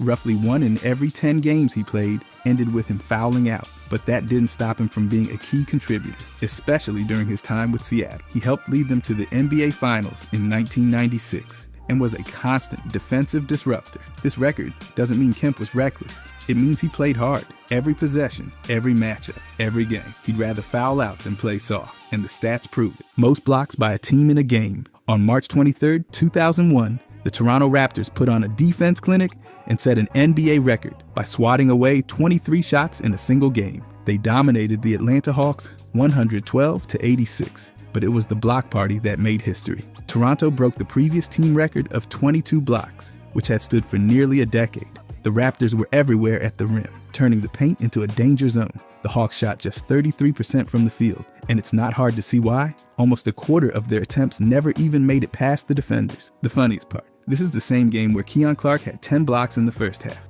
Keon Clark led the charge with 12 blocks of his own, setting a franchise record in the process. The rest of the team chipped in 11 more to seal the record-breaking performance. They also pulled down 61 rebounds, held the Hawks to under 27% from deep, and racked up 34 turnovers. This wasn't just a good defense game, it was historic. 23 blocks, one game, one of the most dominant, rim-protecting performances the league has ever seen. Oldest player to score 40 points in a game. On February 6th, 2025, LeBron James put up 42 points against the Golden State Warriors, becoming the oldest player in NBA history to score 40 or more in a single game. He was 40 years and 38 days old. That's not just rare air, it's practically outer space. He did it efficiently too, shooting 56% from the field and knocking down 6 threes. He added 17 rebounds and 8 assists in 38 minutes. The Lakers won the game 120-112, with LeBron leading the way like he was still 25. This broke the previous record, held by Michael Jordan, who scored 43 points at age 40 years and 4 days back in 2003. LeBron also became the only player ever to score 40 points both as a teenager and after turning 40. His first 40-point game came when he was 19. His latest came more than 2 decades later. Longevity like that is unheard of, and this performance cemented it even further. He didn't just outlast Father Time, he put him in a spin cycle. Most minutes played without scoring in an all-star game. On January 13th, 1953, Bill Gabor of the Syracuse Nationals played 25 in the NBA All-Star Game and didn't score a single point. That's the most minutes ever logged by a player in the event without getting on the scoreboard. He was a replacement for Fred Scolari, who missed the game due to injury, and Gabor got plenty of time on the court for the Eastern All-Star. He attempted 3 shots, missed all of them, and went 0 for 1 from the free throw line. Still, he managed 5 rebounds, 2 assists, and committed just 1 foul. The game itself was a low-scoring grind by All-Star standards. The Western All-Stars won 79-75, and George Mikan took home MVP honors with 22 points and 16 boards. It was the lowest combined score in All-Star game history. While Gabor didn't score, his record stands as a strange but interesting footnote in league history. It proves that even in showcase games, there's more to a player's impact than just points. Sometimes, the box score says nothing and still says everything. Most assists by a rookie in a single game. Ernie DiGregorio and Nate McMillan are tied for the NBA rookie record with 25 assists in a single game. DiGregorio set the mark first on January 1st, 1974, playing for the Buffalo Braves against the Portland Trail Blazers. He filled up the box score with 20 points, 9 rebounds, and 2 steals, while going 9 for 22 from the field. The Braves edged Portland by a single point, winning 120-119. 13 years later, Nate McMillan matched that record on February 23, 1987. He was running the show for the Seattle Supersonics in a win over the Los Angeles Clippers, 124-112. McMillan chipped in 8 points, 8 rebounds, 4 blocks, and 1 steal while shooting 60%. He also made both of his free throws and logged 41 minutes. Both rookies showed advanced court vision well beyond their years. DiGregorio played all 48 minutes, while McMillan needed only 41 to match the total. These performances remain benchmarks for playmaking excellence and are still untouched after decades of NBA history. Most games with 0 rebounds and 0 assists in 10 or more minutes. Michael Curry and Johnny Newman share one of the most oddly specific records in NBA history, 53 games each, where they played at least 10 minutes and recorded 0 rebounds and 0 assists. That's not just rare, it's almost unbelievable. Curry spent his career from 1993 to 2005 as a gritty, defense-first role player. He bounced around with teams like the Pistons, Bucks, Raptors, Sixers, and Bullets. His averages were modest,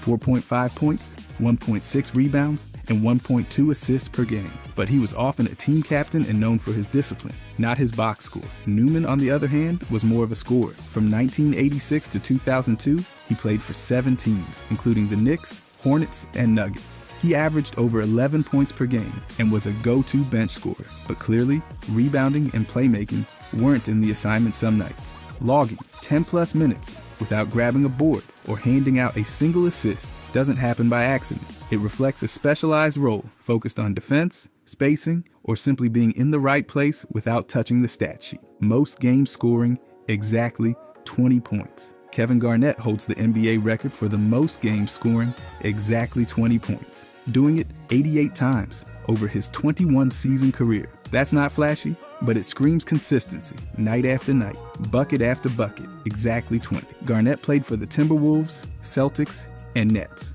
appearing in 1,462 games. He averaged 17.8 points per game over his career and racked up over 26,000 total points. But somehow, in the middle of all that scoring, he landed on exactly 20 more than anyone else. It's one of those weird records that only a player with incredible longevity and scoring balance could pull off. Tim Duncan came close with 77, and Dirk Nowitzki and Reggie Miller both finished with 74. Even LeBron James, known for doing just about everything, has only 63 such games. Garnett's 88 games of exactly 20 points weren't just math quirks. They reflected his ability to contribute without overreaching. He didn't force shots. He found his spots, hit them, and did the same thing again the next night, over and over. That's reliable greatness. Most career points without starting a game. Calvin Murphy holds the NBA record for the most career points scored by a player who never started a game. 1,471 points off the bench. That might sound like a fluke stat, but it's anything but.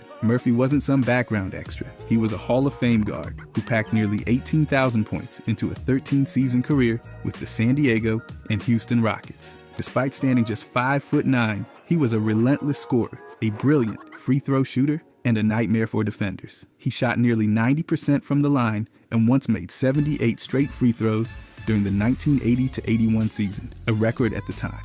And even though he came off the bench for those 1,471 points, he still averaged 17.9 points and over 4 assists per game. He also held Houston's single-game scoring record with 57 points for more than 40 years. And when it came time for the playoffs, he turned it up even more, averaging over 24 points per game in 1975. Bench player? Sure. Impact player? Absolutely. Most games with 10 or more blocks. Manute Bol holds the NBA record with 18 games of 10 or more blocked shots. That's not just rare, it's unreal. No one else has come close to matching it. Bol's shot blocking wasn't just elite, it was historic. Across multiple teams, most notably the Washington Bullets and Golden State Warriors, he turned blocking shots into an art form. On January 25th, 1986, he had 15 blocks against the Atlanta Hawks, tying the second highest total in league history. He had nights with 12, 13, and 14-2, casually swatting away attempts like he was playing volleyball at a family cookout. Bol finished his career with 2,086 blocks in just 625 games. That's over 3 per game. Per 36 minutes, over 6. He once had a block percentage above 10,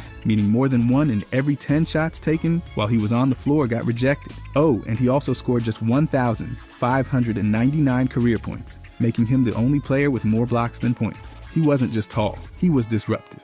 And when it came to rim protection, nobody did it like Manute. Fewest career points by an MVP. Bill Walton holds the record for the fewest total points scored by an NBA Most Valuable Player, finishing his career with just 6,215 points. That might sound low, but context changes everything. Walton wasn't just a scorer, he was a complete force. And in 1978, the league saw that clearly enough to crown him MVP. Walton's career was plagued by injuries, limiting him to only 468 games across 14 seasons. But when he was healthy, he was brilliant. He averaged 13.3 points, 10.5 rebounds, and 3.4 assists per game, while shooting over 52% from the field. He led the Trailblazers to their only championship in 1977, then followed it up with an MVP campaign where he averaged nearly 19 points, 13 rebounds, and 5 assists in just 58 games. He even added 2.5 blocks per game for good measure. Later, he won a second title with Boston and picked up a 6th Man of the Year award. So no, he didn't score a ton, but what he did on the floor went way beyond the numbers. Most games with 50 or more minutes played. Allen Iverson holds the NBA record for the most games, logging 50 or more minutes, doing it 24 times. across his career. That number isn't just high, it's exhausting. Iverson was known for his fearless scoring and lightning quickness, but his durability often gets overlooked. He averaged over 41 minutes per game for his entire career. In the playoffs, that number jumped to over 45. During the 2001 postseason run, he averaged more than 46 minutes a night. There were games where he never sat, 48 straight minutes of pure energy. Iverson led the league in minutes per game 7 times. Teams leaned on him heavily, and he never backed off. The closest players to him on this list are Wilt Chamberlain with 23 and Kareem with 22. Both big men built to absorb punishment in the paint. Iverson, by contrast, was barely over 6 feet tall and weighed in at about 165 pounds. But night after night, he stayed on the floor, took hits, and kept coming. His 50-minute games are more than just a stat. They're proof of his will. Most games with 1 or more free throw and exactly 0 field goals. Reggie Evans holds the NBA record for the most games in which a player made at least 1 free throw but didn't hit a single field goal, doing it 131 times. That stat might sound like a glitch in the box score, but for Evans, it perfectly summed up the kind of player he was. Gritty, unglamorous, and deeply effective without needing to score from the floor. Evans played 13 seasons across stints with the Supersonics, Nuggets, Sixers, Raptors, Clippers, Nets, and Kings. He wasn't known for his scoring. His career average was just 4.1 points per game. But what he did bring us was relentless rebounding, physical defense, and a knack for getting to the line in the most chaotic way possible. Despite being a non-threat from the field, he drew contact in the paint and picked up trips to the free throw line through sheer effort. 1 or 2 points from the line here and there, no made shots from the floor. And somehow, he stayed on the court for over 800 games. Evans turned hustle into a specialty, and those 131 games are proof. Most points by a rookie in a playoff game. On March 14th, 1960, Wilt Chamberlain set an NBA playoff record that still stands today, scoring 53 points as a rookie in Game 3 of the Eastern Division semifinals. Playing for the Philadelphia Warriors against the Syracuse Nationals, Chamberlain didn't just show up, he obliterated the moment. The Warriors won that game 132-112 and clinched the series 2-1. Chamberlain played 47 minutes, shot 57% from the field, and added 22 rebounds. He also went 5 for 16 from the free throw line, which, let's just say, was very on brand. That performance tied the playoff record for most field goals made in a single game with 24. And just for fun, later in the same postseason, he pulled down 35 rebounds, another rookie record. In his debut season, Chamberlain was Rookie of the Year, League MVP, Scoring Champion, and All-Star Game MVP. His rookie year wasn't a welcome to the league moment. It was a take over the league moment. That 53-point outburst in the playoffs was just the beginning of his all-time domination. Fewest points in a game, playing at least an entire game plus overtime. On January 24th, 1995, Lorenzo Williams played 53 minutes for the Dallas Mavericks in a triple overtime battle against the Sacramento Kings and scored just 4 points. That's the lowest point total by any player logging that much court time in NBA history. The game itself was a marathon, ending in a 139-136 loss for Dallas. Williams went 2 for 5 from the field, didn't attempt a single free throw, and spent nearly an hour on the floor without doing much in the scoring column. But that doesn't mean he wasn't involved. He grabbed 17 rebounds, blocked 2 shots, and picked up 5 fouls while staying active on the defensive end. This kind of performance is the definition of doing the dirty work. No highlight dunks, no step-back threes, just sweat and box outs. While other low-scoring games have happened in heavy minutes, like Wilson Chandler's scoreless outing in 48, Williams' 4-point effort in over 53 minutes stands out for how rare and specific it is. He didn't fill it up, but he sure wore them down. Most turnovers in a single quarter. On November 3rd, 2022, Nikola Jokic did something no one else has done since the NBA started tracking turnovers by quarter. He committed 7 of them in just 12 minutes. It happened in the third quarter of a regular season matchup between the Denver Nuggets and the Oklahoma City Thunder. And somehow, the Nuggets still won the game, 122-110. Jokic finished with a triple-double, 15 points, 13 rebounds, and 13 assists. It was the full Jokic experience, brilliant and chaotic. While he was orchestrating the offense and throwing passes only he can see, the ball also slipped through his fingers or found the wrong jersey 7 times in 1 quarter. No player has matched that turnover mark in a single quarter since the league began keeping track during the 2016 season. It was a bizarre footnote in another otherwise productive night for Denver's star big man. The triple-double still made headline, but that third quarter turnover count carved out its own strange place in NBA history. Jokic giveth, Jokic taketh away, and sometimes all in one quarter. Most first quarter misses without a make. Dennis Schroeder holds a bizarre and oddly specific NBA distinction. He's missed 358 field goal attempts in first quarters where he didn't make a single shot. That's more than just a cold start. It's a recurring ice age. This stat spans multiple seasons and teams, with Schroeder developing a strange trend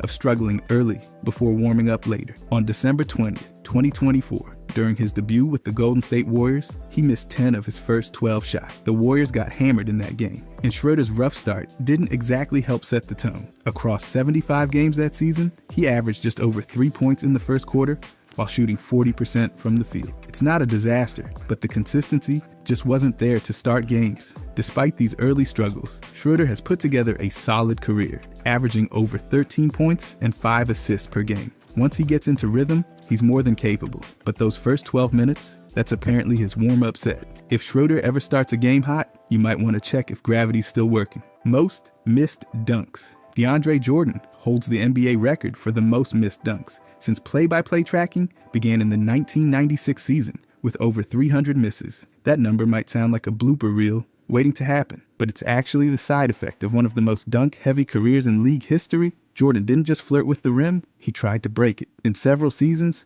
more than half of his points came from dunks. Back in 2014, that number hit 57%. His entire scoring strategy was simple: jump high, catch lobs, and slam violently. And if you're taking hundreds of those shots a season, some are bound to bounce out. Even with all those misses, Jordan boasts the highest field goal percentage in NBA history at 67.4%. So yes, he missed a lot of dunks, but he also made more than most guys even attempt. The record says he missed, but the film says he scared defenders out of the paint. Missing a dunk is only embarrassing if you aren't terrifying in the process. Jordan was, and the stat just proves how often he tried to tear down the rim. 55 rebounds. Wilt Chamberlain once grabbed an unreal 55 rebounds in one game. It happened when the Philadelphia Warriors faced the Boston Celtics, and even with Wilt's insane effort, they still lost 132 to 129. Wilt did everything, scoring 34 points and throwing up 42 shots. But his shooting night hovered around 36%. On the other side, Bill Russell held it down with 18 points and 19 rebounds, but Wilt completely took over the glass. The Warriors ended with a wild 90 team rebounds, while Boston only pulled down 59. No one has sniffed this record since. Bill Russell once had 51 boards, Nate Thurman grabbed 42, and Jerry Lucas reached 40, but that's as close as it gets. Charles Oakley's 35 in the late 80s is miles away. With today's slower pace, shared rebounding, and shorter minutes, no one's ever touching this number again. Wilt's monster night stands forever. 30 assists. Scott Skiles dished out a ridiculous 30 assists in a game. It happened on December 30th, 1990, when the Orlando Magic blew past the Denver Nuggets 155 to 116. Skiles started hot with 14 assists in the first half, kept it rolling with 10 more in the third quarter, and finished strong with 6 in the fourth. He also scored 22 points, grabbed 6 rebounds, and snagged 2 steals, all while playing 44 minutes. His shooting was sharp too, hitting 7 of 13 shots and knocking down 2 of 3 from deep. The Nuggets played at a frantic pace that year, giving up over 130 points and that chaos opened the door for Skiles to rack up those assists. Kevin Porter once had 29, John Stockton got to 28, and Magic Johnson hit 24 in the playoffs. But no one's caught Skiles. 100 points.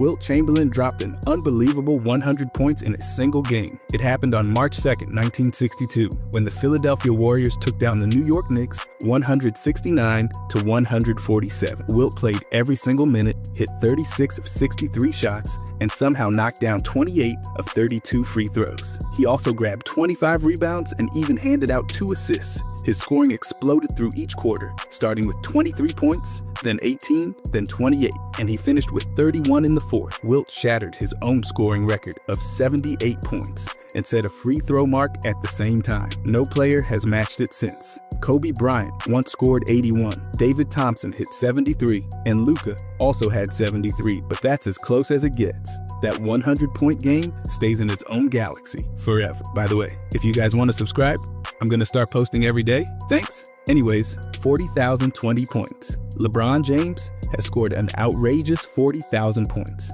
He's done it over 1,558 games, averaging around 27 points every night. Now, if someone aimed to catch this mark, the math's wild. They'd need to score 27 points per game, just like LeBron, but they'd have to do it for 19 full seasons of scoring at that exact pace. But it gets crazier. Even if someone averaged 30 points per game, they'd still need about 17 full seasons to get close. And that's assuming perfect health, 0 missed games, and no slowdown over time. The only players who've even sniffed this are Kareem with 38,000 points, Karl Malone with 36,000, and Kobe Bryant with 33,000. LeBron's scoring is a mountain no one's climbed, and honestly, it might just stay that way forever. 48.5 minutes per game. Wilt Chamberlain pulled off the wildest season of stamina ever. Back in the 1961 to 1962 season, he averaged 48.5 minutes every game. Even though regulation time is only 48 minutes, Wilt played 80 games, totaled 3,882 minutes,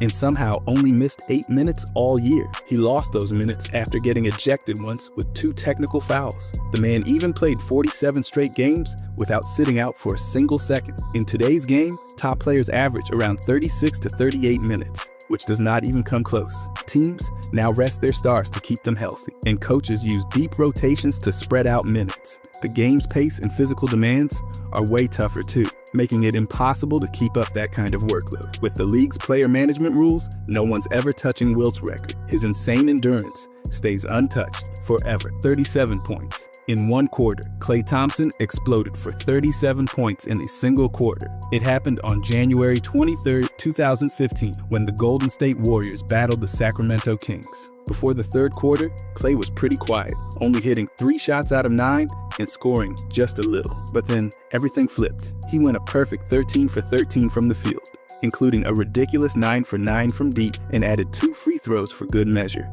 His 9 3-pointers set a record for the most in a single quarter.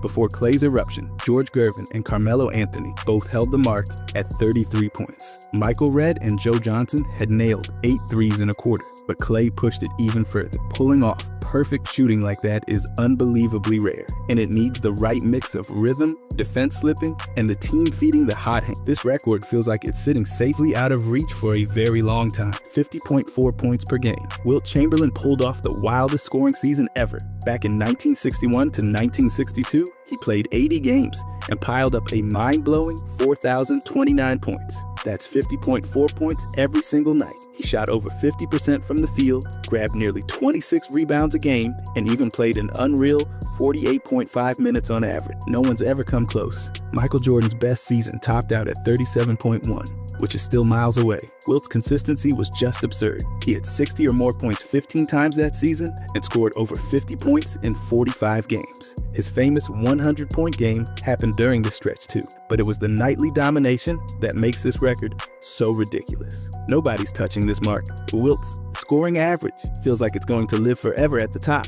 11 championships. Bill Russell won an unbelievable 11 titles with the Boston Celtics across 13 seasons. From 1956 to 1969, he anchored one of the most dominant dynasties ever. Right out the gate, Russell helped the Celtics win a tough 7-game series over the St. Louis Hawks in his rookie year. He kept stacking rings, sweeping the Minneapolis Lakers in 59, then averaging 24 rebounds during the 60 season for another championship. His rebounding stayed monstrous year after year, topping 24 per game multiple times. In 68, he even took on the role of player coach, leading Boston past the Lakers yet again. He finished his career with an epic win in 69, capping it off with 11 titles. No players sniffed that mark since. With the league now holding 30 teams in far deeper competition, there's just no way anyone's catching Russell. His incredible 22.5 career rebound average and 24.9 playoff rebounds only make the case stronger. This record's untouchable. 1,164 assists. John Stockton set the single-season assist record in 1991. He played all 82 games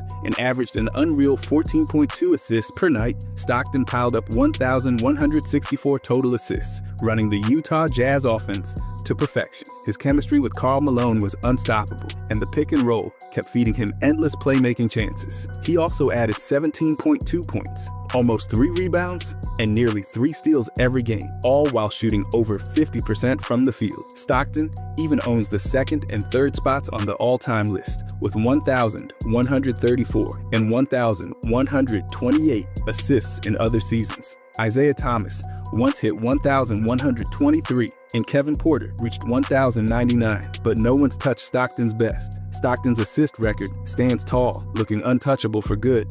41 technical fouls. Rasheed Wallace set the wildest technical foul record ever in 2001. Playing 80 games for the Portland Trail Blazers, he averaged a technical foul nearly every other night, finishing with 41 total. He even broke his own mark from the year before, when he piled up 38. Compared to other infamous players, Wallace's number is way out there. Charles Barkley and Dennis Rodman both had seasons with 32 technical fouls, but Rasheed pushed it to another level. Over his 16-year career, Wallace racked up 317 technicals and still holds the record for most career ejections at 29. His constant run-ins with referees actually forced the league to step in. In 2006, the NBA introduced automatic suspensions once a player reached 16 technical fouls, with extra suspensions for every 2 after that. Add in the growing fines and focus on sportsmanship, and Wallace's record looks untouchable today. Players know the consequences now, and no one's going near that wild number again, although I wouldn't be surprised if Draymond found a way.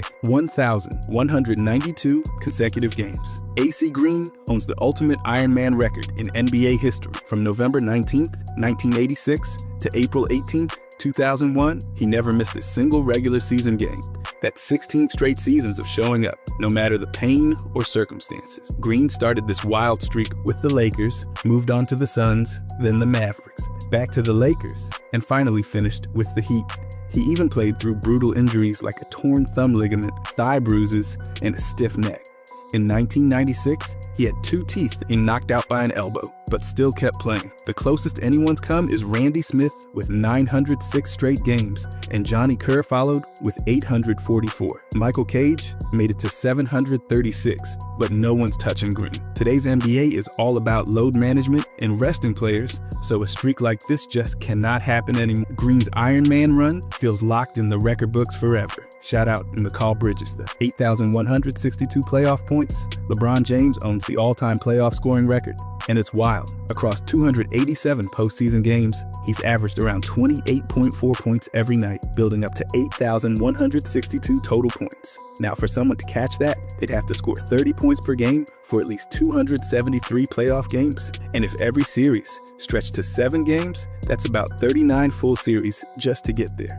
Even with deep runs every year, it's a massive climb. Let's say a player played 20 playoff games each season while averaging 30 points a night. They'd only pick up around 600 points per postseason. At that pace, it would take about 14 seasons of deep playoff battles just to pass LeBron. It's not just about scoring, it's about staying elite year after year and making endless playoff runs. LeBron's consistency and playoff longevity make this record feel completely out of reach for anyone else. 118.5 games. Wilt Chamberlain's scoring power sits in a league of its own. He dropped 50 or more points in 118 different regular season games, and that number feels absolutely impossible to chase. In these games, he averaged around 57.4 points and 26.3 rebounds while shooting over 56% from the field. Wilt's 1961 to 1962 season was pure madness, giving him 45 50-point games all by itself. He even strung together 7 straight games with 50 or more points during one stretch in December of that season. The closest anyone's come is Michael Jordan with 31,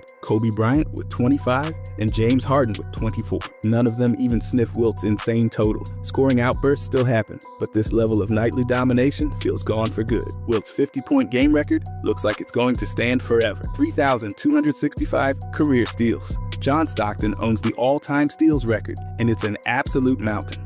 Over 1,504 games, he picked off 3,265 steals, setting a mark that feels impossible to reach. For anyone dreaming of breaking it, they'd need to average 3 steals every single game for at least 1,089 games. That's about 14 full seasons without missing a beat. The crazy part is, no players ever averaged 3 steals across an entire career. The best ever was Alvin Robertson at 2.71, and even that came over a much shorter run. Right now, Chris Paul sits over 2,700 steals, and Jason Kidd finished with 2,684, both averaging around 2 steals a game. But keeping that pace while staying healthy for 14 full seasons is basically out of the question. With the modern focus on team defense and deeper rotations, Stockton's steal total is safe. His record looks locked away for good. 23,924 career rebounds. Wilt Chamberlain's rebounding record towers over the league like no other.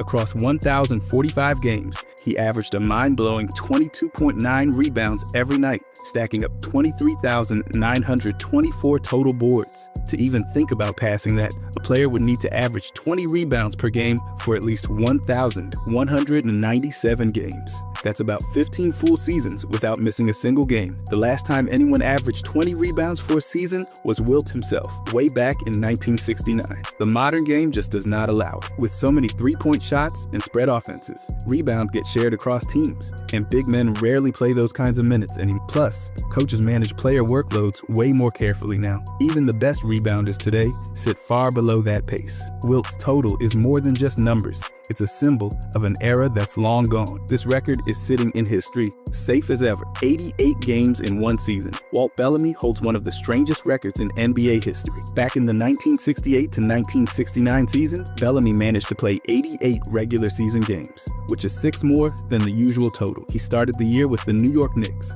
playing 35 games before a mid-season trade sent him to the Detroit Pistons. Because of the schedule gap between the teams, Detroit had 53 games left, giving Bellamy a rare shot to rack up a massive game count. He averaged over 35 minutes a night, scored 17.4 points, and grabbed 12.5 rebounds while shooting 51% from the field. Players like Tom Henderson and Charlie Williams have come close, but Bellamy's number still stands alone. Today's NBA makes this basically impossible. Trade deadlines and tighter scheduling limit these chances. And with modern load management, teams just don't push players like that anymore. Bellamy's quirky and incredible 88-game season feels safely locked in the record books forever. 6,731 offensive rebounds. Moses Malone grabbed more offensive boards than anyone in NBA history. Across 21 seasons, he owned the glass, turning misses into second chances over and over again. To even think about catching Moses, a player would need to average 5 offensive rebounds every single game for at least 1,347 games. That adds up to about 17 full seasons without missing any action. For context, Malone himself averaged just over 5 offensive rebounds per game, and even that's insanely rare. Today's NBA is a whole different world. Teams spread the floor with shooters, pull big men away from the basket, and focus on getting back on defense instead of crashing the glass. Opportunities for offensive rebounds just don't come like they used to. No modern player is even close to Moses' total. In the way the game's evolved, no one's going to get there. Malone's relentless effort under the rim carved out a record that feels completely untouchable in today's NBA landscape. 15,806 career assists. John Stockton set a passing record that feels completely unbreakable. Across 1,504 games, he dished out 15,806 assists, averaging an incredible 10.5 per game. For anyone hoping to chase that number, they'd need to average 13 assists every game for at least 1,216 games. That's about 15 full seasons of perfect health and constant playmaking at an unreal level. To compare, Magic Johnson leads all players in career average at just over 11 assists per game, and even he did not come close to Stockton's total. The modern NBA spreads playmaking across positions, making it tough for one player to carry that kind of load for so long. Coaches rotate lineups constantly, stars get rested, and today's offenses don't revolve around a single floor general like Stockton. His precision, consistency, and durability push this record into unreachable territory. Stockton's assist total feels like one of those numbers that's going to stay at the very top of history forever. 8 consecutive championships. The Boston Celtics built a dynasty that's never been matched in sports. From 1959 through 1966, they captured 8 straight NBA titles, cementing their place in history. It all started with a sweep of the Minneapolis Lakers. Then they beat the St. Louis Hawks in 7 games to keep the streak alive. They rolled through the early 60s, knocking off the Hawks again, then taking down the Los Angeles Lakers in tight battles, including a 7-game thriller in 1962. the Celtics stayed on top by defeating the San Francisco Warriors and once again controlling the Lakers in back-to-back finals. They capped off this wild run by outlasting the Lakers in 7 games during the 1966 finals. Bill Russell anchored the squad with elite defense and rebounding. Bob ran the offense masterfully, and Sam Jones hit clutch shots all series long. Coach Red Auerbach's leadership tied it all together. With today's parity, player movement, and tougher playoff roads, this 8-title streak feels like a record that'll never be touched. 7 personal fouls. In one game, Cal Bodler set a bizarre record that still stands alone today. On November 13, 1999, the Atlanta Hawks rookie somehow picked up 7 personal fouls in a single game, even though the limit is 6. It happened because of a scorekeeping mistake, where the officials missed recording one of his fouls during the game. Bodler played 15 minutes that night, finishing with just 2 points and 2 rebounds, but it's those 7 fouls that made history. The Hawks ended up getting crushed by the Portland Trail Blazers, losing 131-95. In the modern NBA, this kind of error is nearly impossible. Scorekeeping has become way more precise, with multiple officials tracking every foul to avoid mistakes like this. Plus, with video reviews and instant replays, anything close gets checked immediately. Bodler's accidental 7-foul game stands as one of the strangest statistical quirks the league has ever seen, and there's a good chance no one else will ever match it. This odd record feels safe forever. 107 points. In one half, the Phoenix Suns lit up the scoreboard like never before. On November 10th, 1990, they dropped a record 107 points in the first half against the Denver Nuggets. It started fast with 50 points in the first quarter, then they piled on 57 more in the second. By halftime, Phoenix led 107-67, completely overwhelming Denver. Cedric Ceballos led the charge with 32 points. Kenny Battle added 23 points and 10 rebounds, while Kevin Johnson chipped in 23 points and 13 assists. Even crazier, 8 different Suns players finished in double figures. Denver's run and gun style under coach Paul Westhead pushed the pace, but it left them wide open defensively, and the Suns took full advantage. No team has passed that first half total since. The Golden State Warriors hit 92 in 2018, and the Brooklyn Nets reached 91 in 2022, but they both fell short. 39 free throw attempts in a game. Dwight Howard owns one of the strangest records in NBA history. On January 12,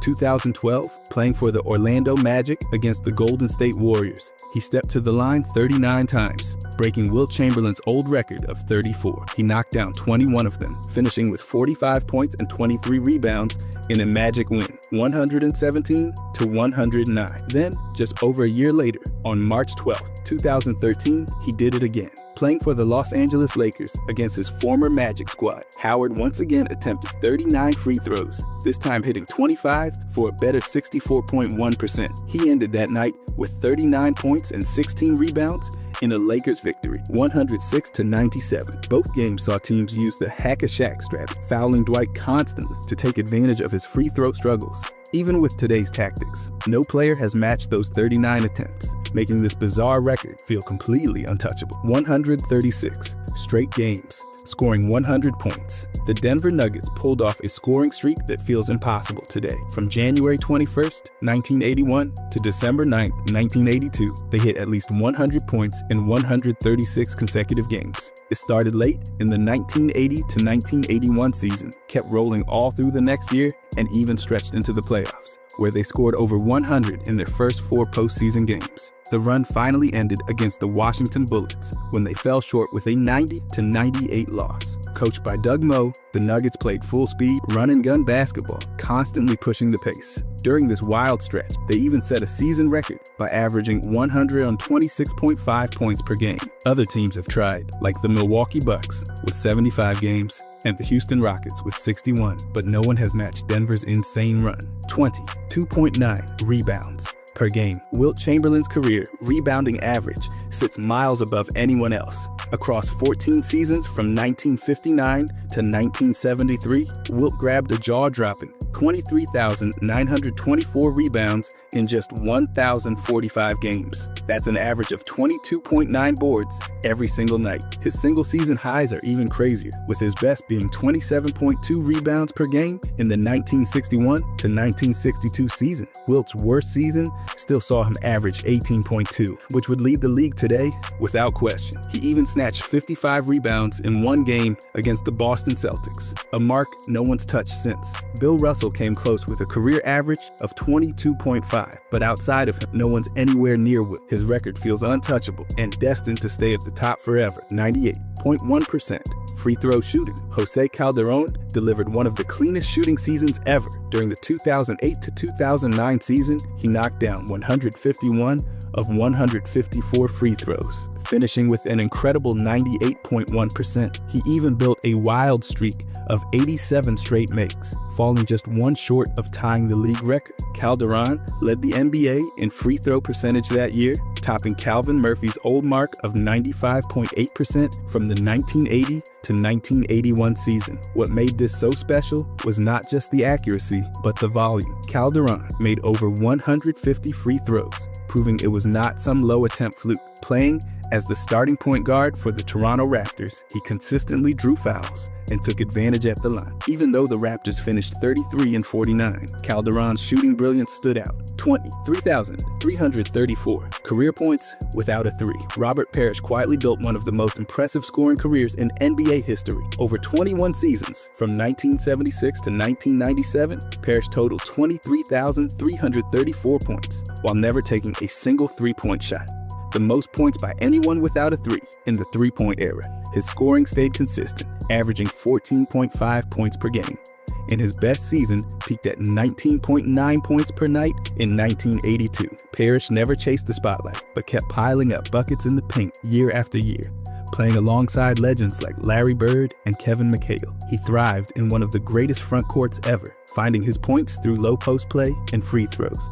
He also grabbed 14,715 rebounds and blocked 2,361 shots, making his presence felt on both ends. While the modern game leans heavily on the three-point line, Parrish stuck to his strengths and still climbed high on the all-time scoring list.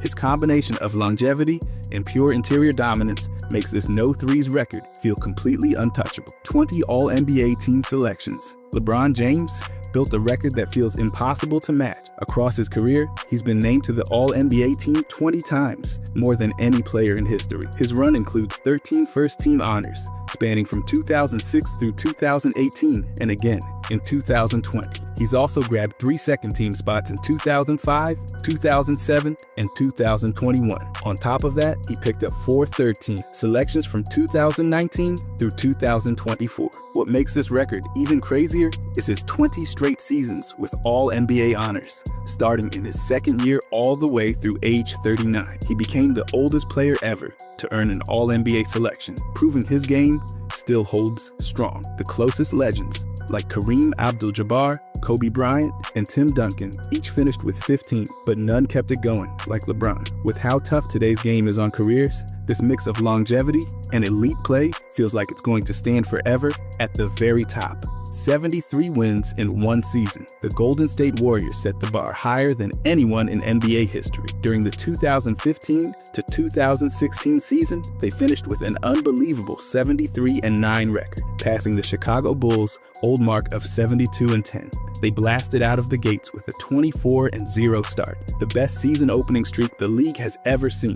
Their three-point shooting was off the charts, draining 1,077 threes at over 41%, averaging 13 long-range makes every night. Curry capped it off by winning the MVP unanimously, the first player ever to earn every first-place vote. In the playoffs, they pulled off a huge comeback against the Oklahoma City Thunder, storming back from 3-1 down to take the series in 7 games. But in the finals, history flipped on them as the Cleveland Cavaliers became the first team to erase a 3-1 deficit to win the title. Even so, the Warriors' style of play and 73-win season carved out a permanent place in NBA history. 287 playoff games. LeBron James has played more postseason games than anyone in league history. Across his incredible career, he's racked up 287 playoff appearances, a number that feels almost impossible to reach. Now, if a player ran through 4 full best-of-7 series every single postseason, that's 28 games in 1 year. To match LeBron's total, they need to do that for about 11 seasons straight without missing a beat. That means deep playoff runs every year, playing maxed out 7-game battles every round, and that's just to catch up, not even to pass him. The grind to reach that number is unreal, considering injuries, roster changes, and just how tough it is to make the finals year after year. No matter how great a player is, the road is long and full of obstacles. LeBron's mix of longevity, durability, and constant winning has pushed this playoff games total to a level that's almost untouchable. With how rare long postseason runs are, his record looks safe for a very long time. 11.2 assists per game. Magic Johnson's playmaking brilliance set a standard the league's never seen since. Across 13 seasons, from 1979 to 1991, with a brief return in 1996, Magic dished out 10,141 assists over just 906 games. That comes out to an unreal 11.2 assists every single night. His best year saw him lead the league with 13.1 assists per game during the 1983 to 1984 season. Magic's excellence carried over to the playoffs too, where he holds the record for the highest career postseason assist average at 12.4, plus a single-game playoff record of 24 assists. John Stockton came the closest at 10.5 per game, while Trae Young and Oscar Robertson trail even further behind. In today's game, with more scoring guards and spread out offenses, no one plays the pure setup role like Magic did. This record feels totally out of reach. Most minutes played with 0 stats. No, it's not Tony Snell, although he's close. Joel Anthony owns the NBA record for the most minutes in a game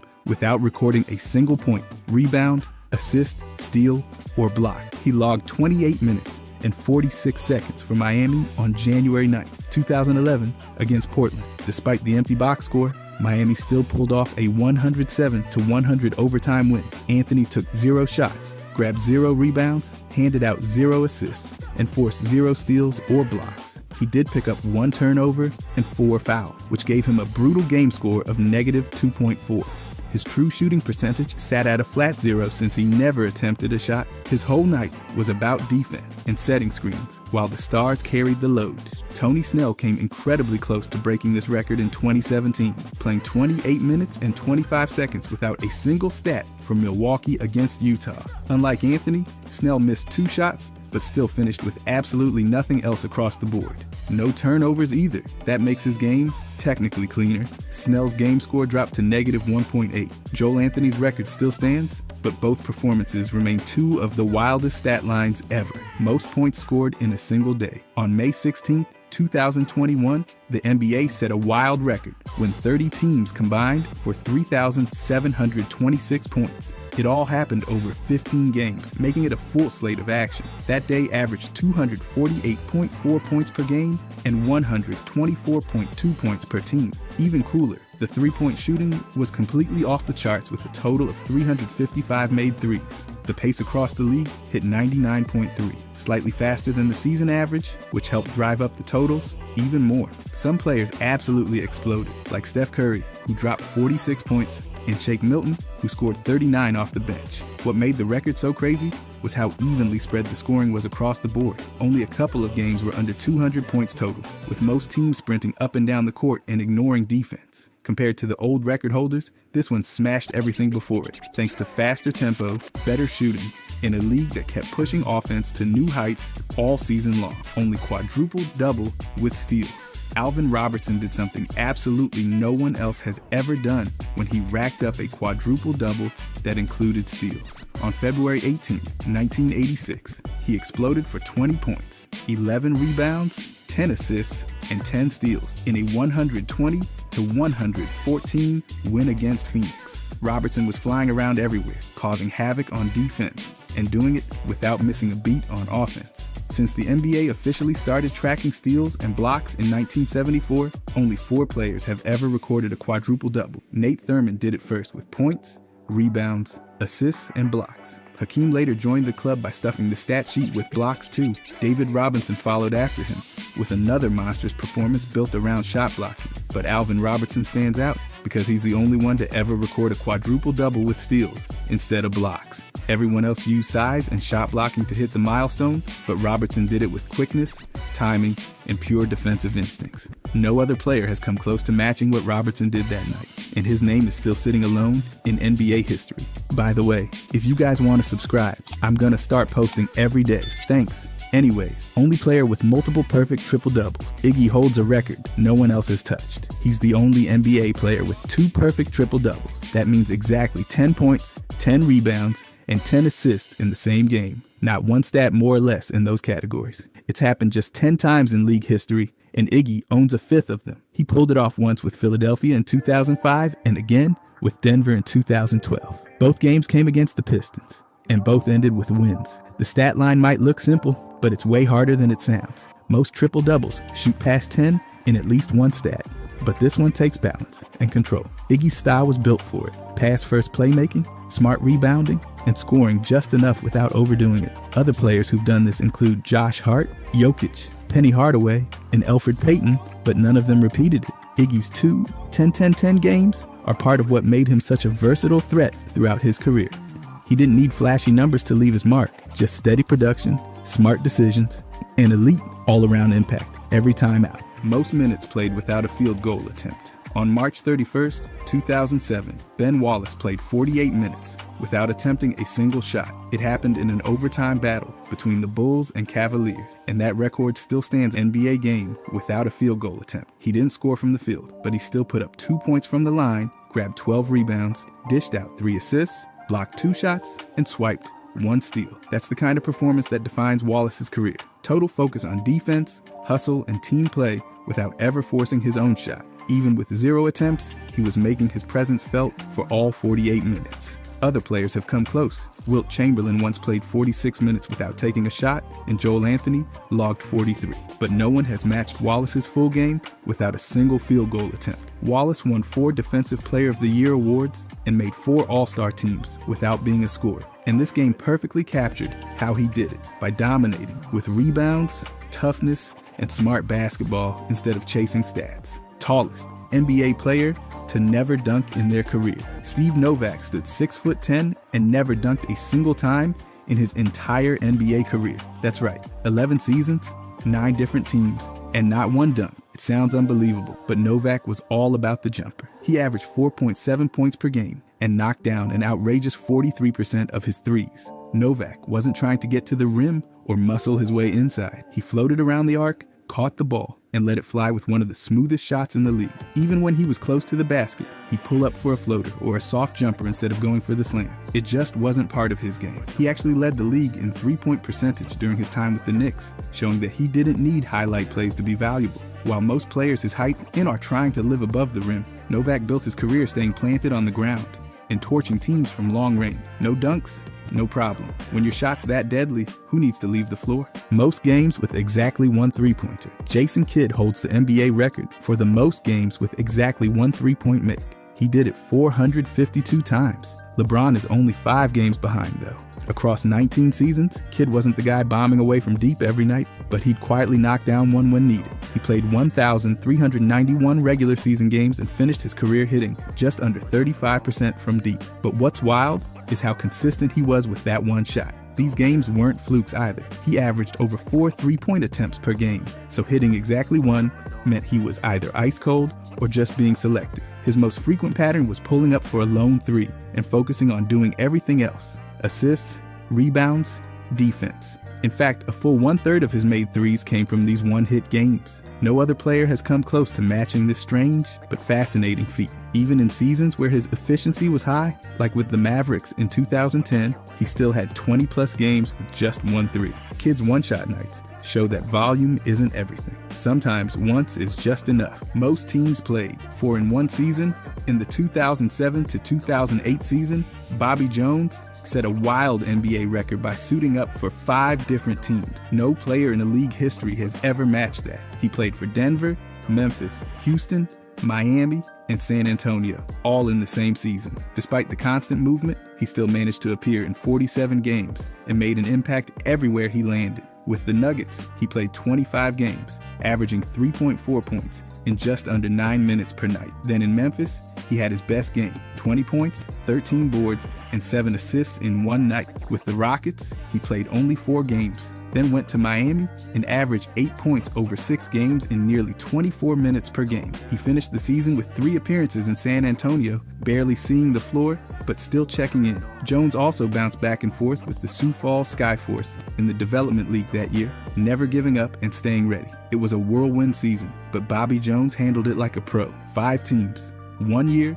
and a record that's never been broken. Longest absence between NBA games. Anthony Parker holds the record for the longest break between NBA appearances, 2,477 days. That's over 6 years, 9 months, and 12 days between games. His last game before the gap came on January 20th, 2000 with the Magic. He scored 2 points in 8 minutes. Then he disappeared from the league, but he wasn't done. Parker headed overseas and completely reinvented himself. He starred with Maccabi Tel Aviv and won 3 European titles and 2 EuroLeague MVP awards. He even spent 1 season in Italy, averaging over 14 points per game. After dominating in Europe, he returned to the NBA with the Raptors on November 1st, 2006, and dropped 14 points in 34 minutes in his first game back.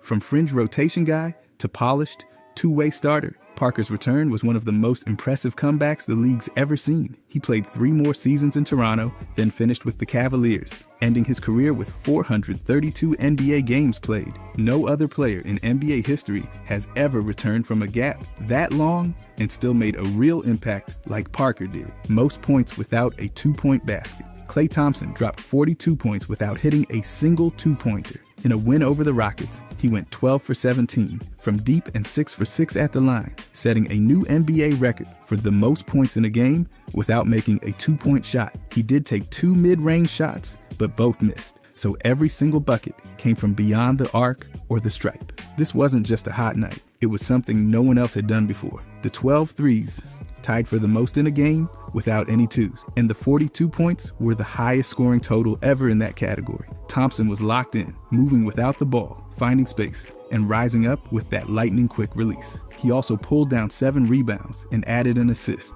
but this game was all about that shooting. Efficiency-wise, he ended with a ridiculous 41 efficiency rating, showing just how much damage you can do from long range alone. No drives, no layup, no dunks. Just pure shooting. Klay Thompson didn't need anything inside the arc to rewrite the record books and torch the Rockets from deep. Most points in a quarter without a field goal. On December 20th, 2015, Danilo Gallinari pulled off one of the strangest scoring feats in NBA history. He scored 11 points in a single quarter without making a single shot from the field. Playing for the Nuggets against the Pelicans, Gallinari went a perfect 11 for 11 from the free throw line in the first quarter, while missing both of his field goal attempts, including 1 3-pointer. It was a bizarre but effective stretch of basketball. Gallinari didn't make a bucket, yet still led his team in scoring for the quarter, drawing foul after foul. He calmly cashed in every chance at the stripe, showing just how dangerous he could be without even seeing a shot go through the hoop in live play. No other player in NBA history has scored more in a quarter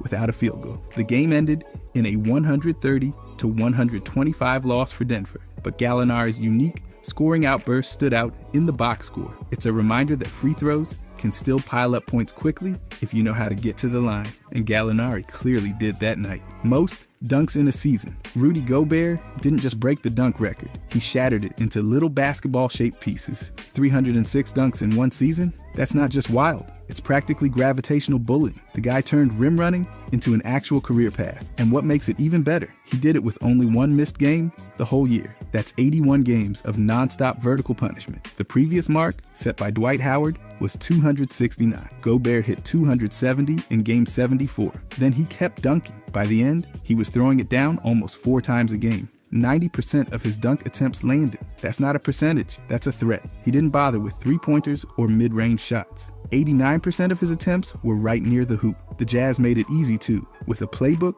built around vertical spacing and lobs from Mitchell and Rubio. Gobert had a ridiculous wingspan and knew how to use it. He finished that season averaging nearly 16 points, 13 rebounds, and over 2 blocks. He won Defensive Player of the Year, and he dunked a lot. Most games without a playoff appearance. Tom Van Arsdale played 929 regular season games and never touched the playoffs once. That's not just a stat, that's a full-blown basketball ghost story. 12 years, 5 different teams, and not one taste of the postseason. I mean, you've got to work pretty hard to miss that consistently. He wasn't some bench warmer either. The guy put up over 14,000 points, averaged more than 15 a game, and even made 3 All-Star teams. He played for the Pistons, the Royals, who became the Kings, the Sixers, the Hawks, and the Suns. That's basically a guided tour of playoff futility in the 70s. His shot was solid, with over 43% from the field and more than 76% at the line. He was reliable, durable, and clearly cursed by the basketball gods. How someone can score over 14,000 points and not even back into a playoff game once is beyond me.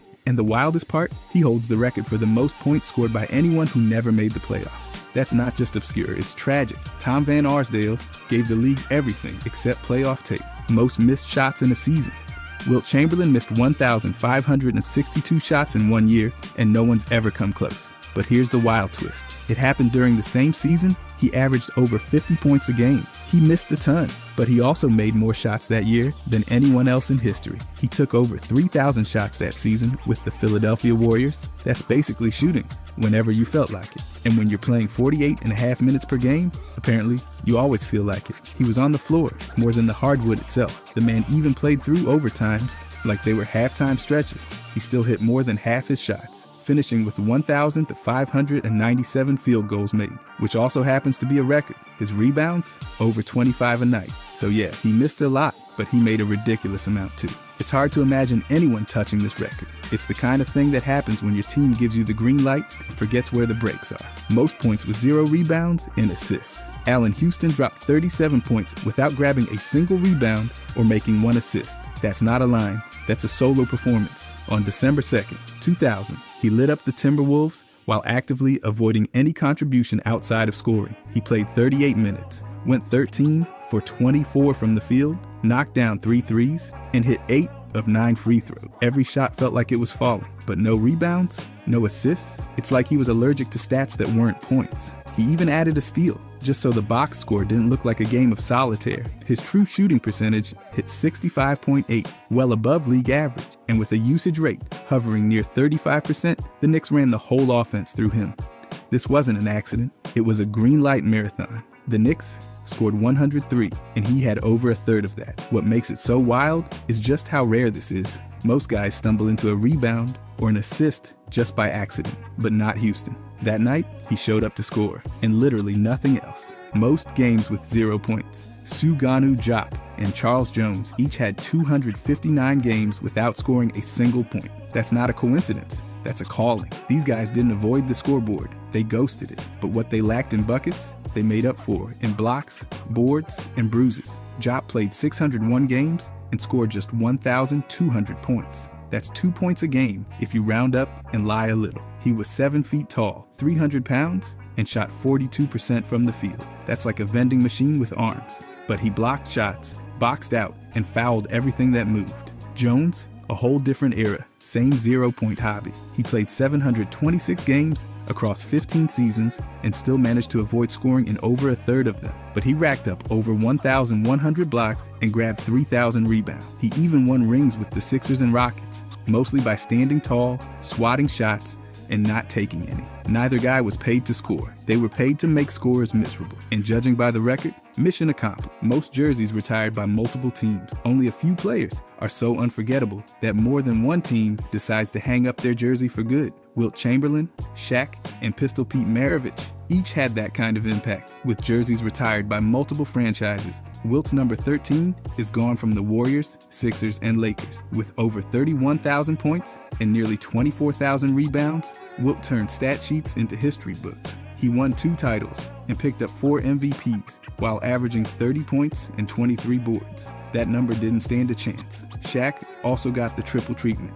The Lakers retired his 34, the Heat retired 32, and so did the Magic, 4 championships, nearly 29,000 points, and enough broken rims to qualify for demolition services. And Pete Maravich, his numbers retired by the Hawks, Jazz, and even the Pelicans, who inherited his legacy from New Orleans. That's 3 franchises locking up his number 7, just for how much he meant to the game. Youngest triple-double ever, Josh Giddey, locked in a triple-double at just 19 years and 84 days old. That's not just impressive, that's almost legally questionable. He did it on January 2nd, 2022, against the Mavericks, with 17 points, 13 rebounds, and 14 assists. He also stole the ball 4 times, just for fun. And it wasn't a fluke. He owns the top 4 youngest triple-doubles ever. He followed that up with triple-doubles at 19 years and 125, 127, and 129 days. No one else in league history has even sniffed that kind of streak under 20. Against Dallas, Giddey played 38 minutes and hit 7 of the 16 shots, including 3 threes. He didn't take a single free throw, which makes the stat line even cleaner. His 14 assists tied the teenage record and broke the Thunder's rookie record.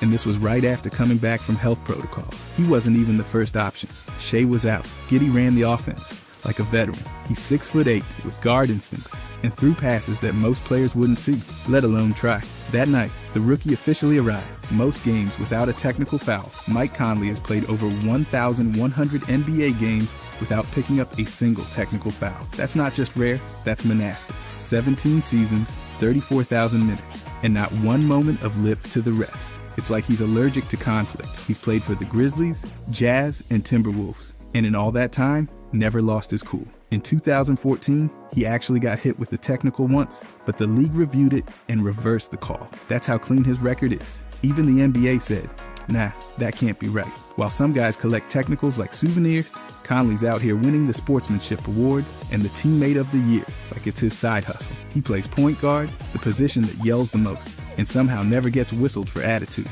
Think about that. No screaming, no ejections, no fines, nothing. Just calm leadership, consistent play, and a record that'll probably outlive us all. He's basically the NBA's version of a Jedi, if Jedis could knock down clutch threes and lead quietly for 17 years straight without ever snap. Most stocks in a season. Hakeem's 282 blocks and 213 steals during the 1988-89 season gave him 495 stocks, the most ever in a single season. Nobody else has even crossed the 200 mark in both categories during one season. He did it while playing all 82 games and averaging nearly 37 minutes each night. What's wild is, he wasn't just swatting shots. He was swiping the ball like a guard. He also dropped nearly 25 points and pulled down over 13 boards a game. Career-wise, he stacked up 3,830 blocks and 2,162 steals. That's 5,992 stocks total. And yeah, that's still number 1 all time. Hakeem wasn't just a big man in the paint. His timing, footwork, and instincts on defense were just different. Total domination.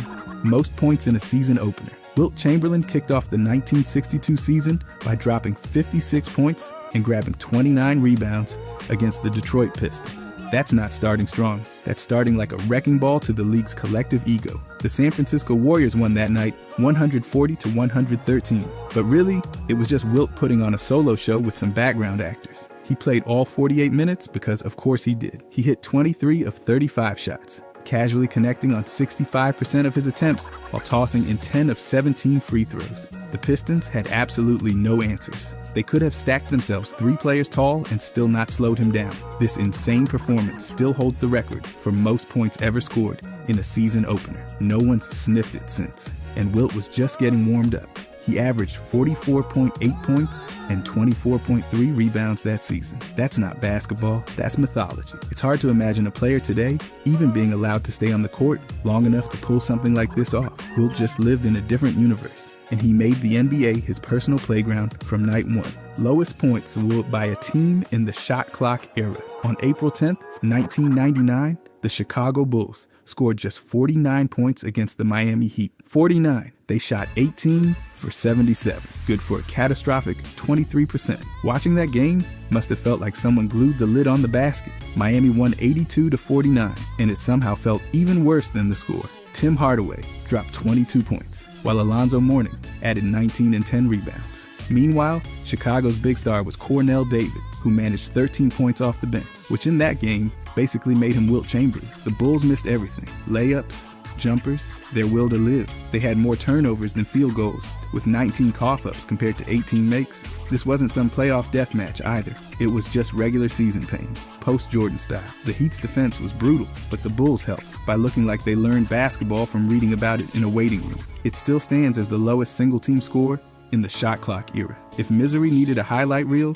this game would play on an endless loop. Most games with 20 rebounds and no points. Dennis Rodman basically treated scoring like it was contagious. He had 7 games where he grabbed at least 20 rebounds without scoring a single point. 7. Most players would trip over themselves to even sniff 20 rebounds once. And here's Rodman doing it without even pretending to care about putting the ball in the hoop. He pulled this off across 2 teams, the Spurs and the Bulls. In November 1993, he snagged 25 boards against the Suns without scoring. 2 days later, he did it again, hauling in 24 against the Kings. He kept this chaos going, racking up 28 rebounds versus the Hornets, 20 against the Jazz, another 20 against the Kings, and yet another 20 against the Hornets. Just to stay interesting, he wrapped it up in 1997 with 21 rebounds against the Suns as a Bull. In some games, he took no shots at all, literally 0. In others, he tossed up 1 or 2, just enough to humor the stat sheet. And somehow, he always walked off the court, having swung the whole game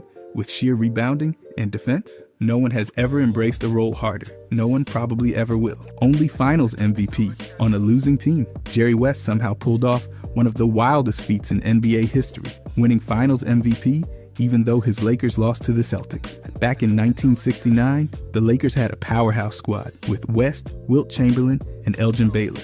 But Boston still crushed their dreams in a brutal 7-game series. West went absolutely ballistic, averaging almost 38 points, 5 rebounds, and 7 assists per game. He played about 46 minutes each night, which sounds fake, but it happened. In Game 7, the guy racked up a monster triple-double with 42 points, 13 boards, and 12 assists. Even though the Lakers lost by just 2 points, West was a one-man wrecking crew. The media gave him 7 out of 9 MVP votes, because frankly, no one on Boston could match that kind of firepower. Bill Russell locked down the defense as usual, but offensively, it was West's show. His shooting numbers were ridiculous too, hitting almost 50% from the field and more than 80% from the free throw line. No player since has snagged Finals MVP without winning the title, making West's record a lonely badge of bittersweet greatness. Most career charges drawn. Kyle Lowry owns the record for the most charges drawn since the NBA started keeping track in the 2000 to 2001 season. He's at 282 charges. He passed Erson, who finished with 251 charges, and kept on trucking until he hit 282. That is a whole lot of falling down with style. Lowry's best season was 2017 to 2018, when he drew 42 charges for the Toronto Raptors. He also managed 36 charges back in 2013 to 2014, 34 in the weird bubble season of 2019 to 2020, and another 36 just recently in 2022 to 2023. The man basically sees an opponent coming and thinks, yes, it's time to collapse dramatically. His timing and positioning are pure art, and it's not just for show either. Those charges kill fast breaks, steal momentum, and totally fire up his team when the offense is about to roll. Lowry's never been the flashiest player, but taking charges is like his secret superhero move. He's built a legacy on hustle and bruises, not highlights, which honestly makes it even more impressive. Fewest fast break points in a game. The January 19th, 2004 showdown between the Pistons and Spurs might be the closest thing to watching 2 brick walls trying to outstare each other. Detroit won it 85-77, but nobody left that building raving about the offense. The most infamous detail? A claim that the game only featured 4 total fast break points. That number isn't officially confirmed, but based on everything that happened or didn't, it checks out. Both teams played defense like it was their religion. The Pistons were anchored by Ben Wallace, while the Spurs had Tim Duncan swatting anything within 10 feet of the rim. This was a classic grindfest. The pace hovered somewhere around 85 to 90 possessions, slower than the season average. Both teams made around 40% of their shots and combined for over 60 turnovers, though that number might be inflated. Still, the chaos didn't lead to transition buckets. It just led to more half-court slogging. The Spurs hit only 5 of 11 free throws. The Pistons, shockingly, managed to drain nearly half their threes. That might have been the closest thing to a highlight. This game wasn't fun. It was a masterclass in patience and pain tolerance. basketball's answer to a staring contest. Most missed field goals in a playoff game. Joe Folks holds a record that absolutely no one is trying to break. 38 missed field goals in a single playoff game. This happened all the way back in Game 4 of the 1948 BAA semifinals, when his Philadelphia Warriors got flattened by the St. Louis Bombers. The final score was 84-46. And yes, Folks still scored 21 points. That means he basically carried the offense while also personally dragging it into the abyss. He went 8 for 46 from the field, which is a field goal percentage of 17.4. Brutal. He also threw in 5 free throws, 8 rebounds, and played 46 minutes, which just feels like cruel and unusual punishment for everyone involved. This was early pro basketball, so the game was different, more chaotic, less polished, and definitely more forgiving when it came to shot selection. Folks was known for pioneering the jump shot, but on that night, the rim was having none of it. His shooting style was ahead of its time, but efficiency clearly was not. Still, it shows how different eras measured greatness. Today, that stat line would get someone benched into retirement. Back then, it just made history. Most combined rebounds and assists in a game. Wilt Chamberlain pulled off something absurd on November 24th, 1960. He grabbed 55 rebounds and tossed in 4 assists against the Celtics, putting him at 59 combined. Nobody's topped it since. And at this rate, nobody's going to. This was not some throwaway blowout either. It was a slugfest between the Philadelphia Warriors and the Boston Celtics. And even though the Warriors lost by 3, Chamberlain looked like he was auditioning to play all 5 positions. He scored 34 points, played all 48 minutes, and took 43 shots. Basically, he was busy. The rebounding stat alone is ridiculous. He shattered Bill Russell's short-lived record of 51, doing it right in front of him. That's like breaking someone's high score while they're watching you do it. Wilt was out there swallowing rebounds like they owed him money. And yeah, the shooting was inefficient. 15 for 43 from the field and 4 for 10 at the line. But when you're rebounding everything in sight, it kind of balances out. This game was a perfect example of Wilt's brand of chaos. He didn't just dominate, he distorted the game around him. 59 combined rebounds and assists is a record built out of pure force. Most turnovers without scoring. On January 10th, 1981, John Lucas pulled off a stat line so bizarre, it's still sitting all alone in the NBA record books. Playing for the Houston Rockets against the Detroit Pistons, Lucas managed to rack up 9 turnovers without scoring a single point. He played 30 minutes, went 0 for 4 from the field, didn't even attempt a free throw, and yet still found time to lose the ball 9 times. That's a full possession of chaos every 3 minutes. The Rockets lost that game by just 3, 117-114. And let's just say Lucas's giveaway spree did not help the cause. To his credit, he did drop 6 assists and grabbed 4 rebounds, so it wasn't a total ghost performance. But that turnover column is louder than anything else on the box score. This is one of those weird records that pops up when a guy just has the worst timing possible with the ball. Lucas was no scrub either. Over his career, he averaged over 10 points and 7 assists a game. But on that night, everything went sideways. No points, no free throws, and a whole lot of my bad. Still unmatched, still strange. Most career 5x5 games. The 5x5 stat line might as well be named after Hakeem at this point. Out of the 23 total 5x5 games in NBA history, Hakeem owned 6 of them all by himself. That is more than a quarter of every 5x5 ever recorded. And the rest of the league looks like it barely got the memo. Only 2 other players have even had more than one. Andrei Kirilenko pulled off 3, and Victor Wembanyama has squeezed in 2 so far. Everyone else, 1 or none. But Hakeem did not just stack a few nice games and call it a day. He went nuclear. He's the only player ever to record a triple-double inside of a 5x5. And he did it multiple times, like it was just another Tuesday. He even flirted with an outrageous 5x5 quadruple-double once, because apparently regular historical achievements were just too boring for him. Getting a 5x5 means at least 5 points, 5 rebounds, 5 assists, 5 steals, and 5 blocks all in one game. For most players, managing 5 steals without getting benched for hacking is an achievement. For Hakeem, it was just another night of being absolutely ridiculous on both sides of the ball. Most points in a game. Luka's 73-point game wasn't just flashy,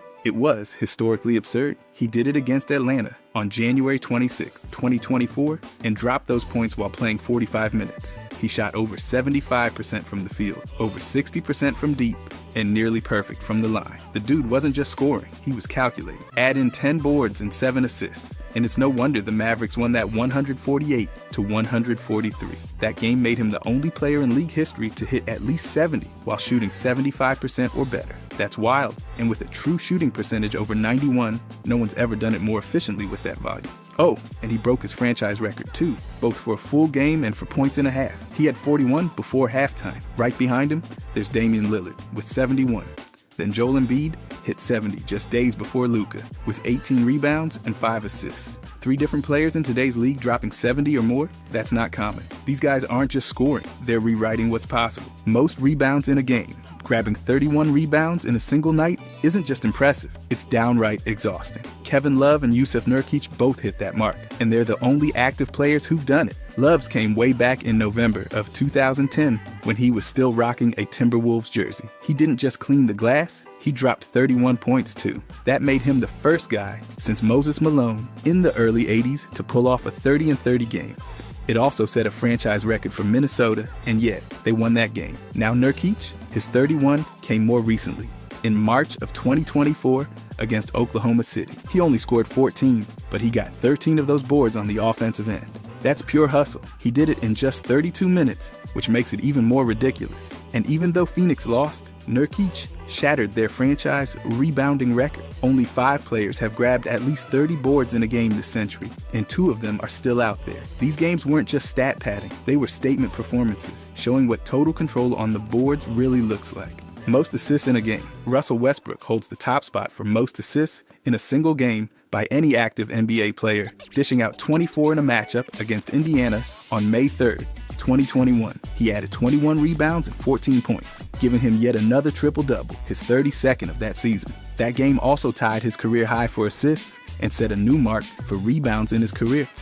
It was pure control from start to finish. What made it even crazier, he became the first player in league history to record multiple triple-doubles with at least 20 rebounds and 20 assists. And that game helped lock in his 4th season, averaging a triple-double. Oscar Robertson did it once. Westbrook did it 4 times. Tyrese Halliburton came close, dropping 23 assists against the Knicks in December of 2023. Then Nikola Jokic matched that energy in March of 2025 with 22 assists, plus 31 points and 21 rebounds. And Trae Young hit 22 as well, doing it in just 37 minutes. Still, none of them have touched Westbrook's total. 24 assists in one game is no joke. By the way, if you guys want to subscribe, I'm gonna start posting every day. Thanks. Anyways, most blocks in a game. The highest single game block total by any active NBA player is 10, and that mark's been hit by both Wemby and Clint Capella. They're the only active guys to reach double digits in blocks, and their performances were nothing short of dominant.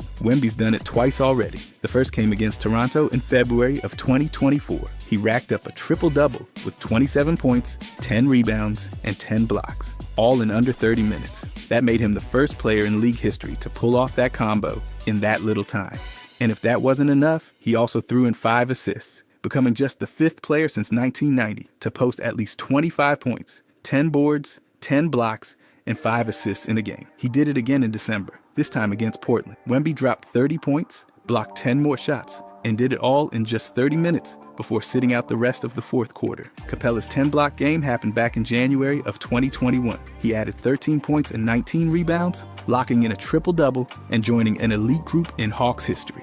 Most steals in a game. McConnell and Draymond Green share the top spot for most steals in a single game by any active NBA player, each grabbing 10. Both performances weren't just about numbers. They were historic statements on how to dominate a game without needing to score. McConnell's 10-steal masterpiece happened in March of 2021 against Cleveland. He came off the bench and still pulled off a triple-double with 16 points, 13 assists, and 10 steals. That made him the first player ever to get a triple-double with steals while not starting the game. He even set a league record with 9 steals in the first half. And yeah, he was perfect from the field, hitting all 8 of his shots. Green's came earlier, in February of 2017 against Memphis. He had just 4 points, but still recorded a triple-double with 12 rebounds, 10 assists, and 10 steals. He made history as the first player to get a triple-double without scoring in double digits. Add in 5 blocks, and it was one of the most absurd defensive performances the league's seen. Both players showed you don't need to light up the scoreboard to completely control a game. Most three-pointers in a game. Klay Thompson holds the record for the most three-pointers made in a single game by any active NBA player, hitting 14. No one else has topped it. He did it against Chicago on October 29, 2018. And what makes it even more ridiculous is that he played just 27 minutes. That's not even 3 full quarters. Thompson dropped 52 points total, hitting 14 of 24 from deep and shooting over 62% from the field. He also tied the league record for most threes in a half with 10. The Warriors were up so big, he didn't even need to play the rest of the game.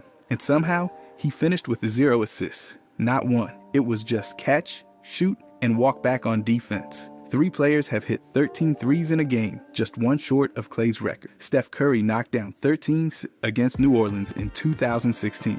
Zach LaVine hit 13 in a win over Charlotte in 2019. Damian Lillard matched them in 2023 against Houston. All of those games were electric, but none have knocked Klay off the top spot. Most turnovers in a game. Giannis and James Harden sit at the top for most turnovers in a single game by any active NBA player, with 12. These games weren't pretty, but they were definitely unforgettable. Giannis hit his turnover high in January of 2023 against Toronto. Despite coughing up the ball 12 times, he still dropped a triple-double with 30 points, 21 rebounds, and 10 assists. It was one of those chaotic performances where he did everything, both good and bad. That overtime win made it just the 21st time in league history a player recorded 12 or more turnovers in a game.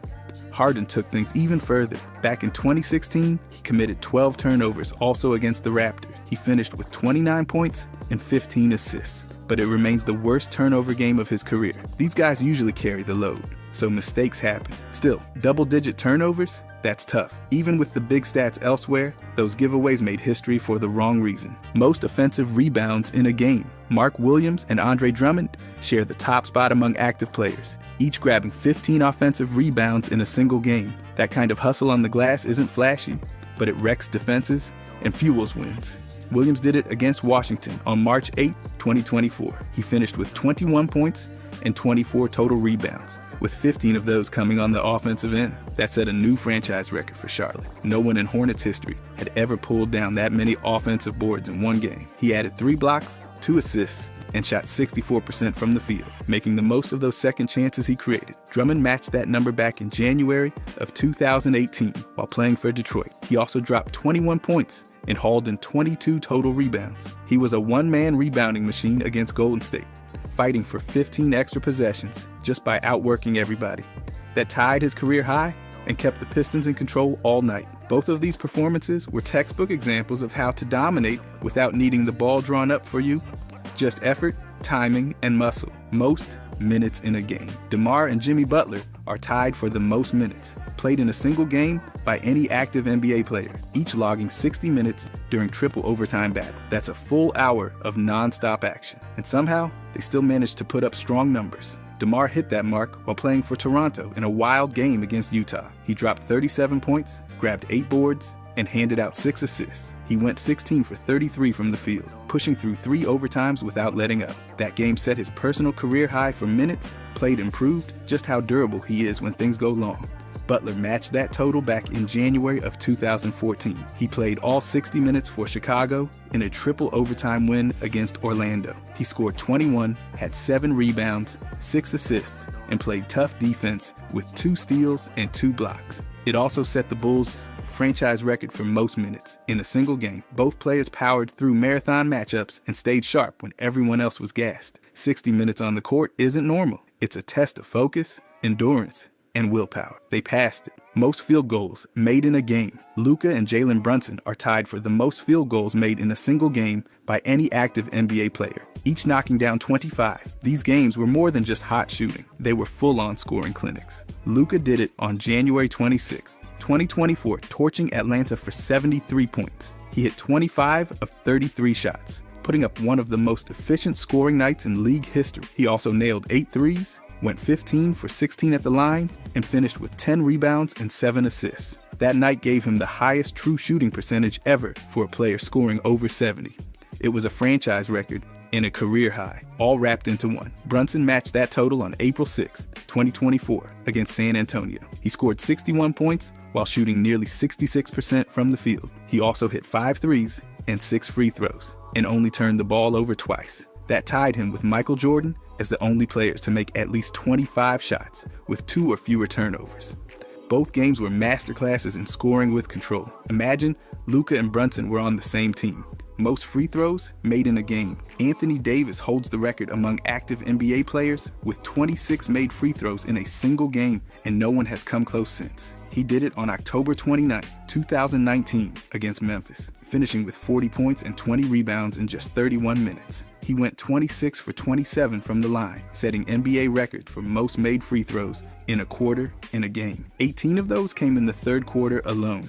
Despite shooting under 50% from the field, Davis had a true shooting percentage of over 70 thanks to all those trips to the line. His free throw rate for the game was a wild 1.588, showing just how often he drew fouls every time he touched the ball. That kind of efficiency in limited time made this game stand out, not just for the numbers, but for how cleanly he did it. James Harden ranked second with 24 made, tied with 5 other players there. Most points off the bench in a game. Malachi Flynn dropped 50 points coming off the bench for Detroit on April 3, 2024, setting a new franchise record and tying for the second most points by a reserve in league history. The only player ahead of him, Jamal Crawford, who scored 51 back in 2019. Flynn did it all in just 34 minutes, shooting a ridiculous 72% from the field. He made 18 of 25 shots, knocked down 5 threes, and hit 9 of 12 free throws. And it wasn't just scoring. He added 6 rebounds, 5 assists, and 3 steals. Even with the Pistons losing to Atlanta, Flynn's stat line was the clear headline. What made it even more wild was Flynn's season context.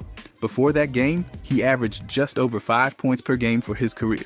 That makes him the lowest scoring player ever to suddenly explode for 50. It wasn't a fluke night of just chucking shots either. His efficiency was elite. He sits beside Nick Anderson for the second most points scored off the bench in NBA history. For a guy with that average, absolutely unheard of. Youngest active NBA player, Ulrich Chomche, currently holds the title as the youngest active player in the NBA. Born on December 30th, 2005, he's just 19 years and 113 days old as of April 22nd, 2025. Drafted by the Toronto Raptors with the 57th pick in the 2024 draft, Chomche stepped into the league as a teenage center trying to find his footing among grown men and seasoned pros. What makes his spot even more impressive is the context. Late second-round picks rarely get much attention, let alone real minutes. But Chomche made the jump straight from raw prospect to active roster. Centers usually take longer to develop, and yet here he is, 19, logging time in the NBA. Just behind him are Tejanis Alaun and Nikola Topic, both born on August 10, 2005, making them exactly 19 years and 255 days old. Salaun was picked 6th overall by Charlotte, and Topic went 12th to Oklahoma City. But it's Chomche who holds the youngest crown. 19 years old, playing pro ball at the highest level. No pressure, kid. Just the future staring you down every game night. Oldest active NBA player. LeBron James is the oldest active player in the NBA, and somehow, he's still one of the best. Born on December 30th, 1984, he's 40 years and 113 days old as of April 22nd, 2025. He's not just collecting checks or passing time, he's still producing at a top 10 level in the league.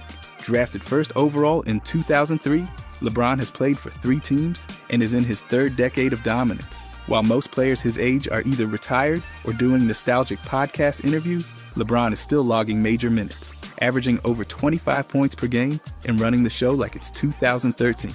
Right behind him is PJ Tucker at 39 years and 352 days, followed by Chris Paul and Taj Gibson, who are also 39, but none of them are anywhere near the level LeBron is still operating on. He's an outlier, plain and simple. Being 40 and still in MVP discussions, that's unheard of. LeBron isn't just the oldest active player, he's redefining what longevity in the NBA actually looks like.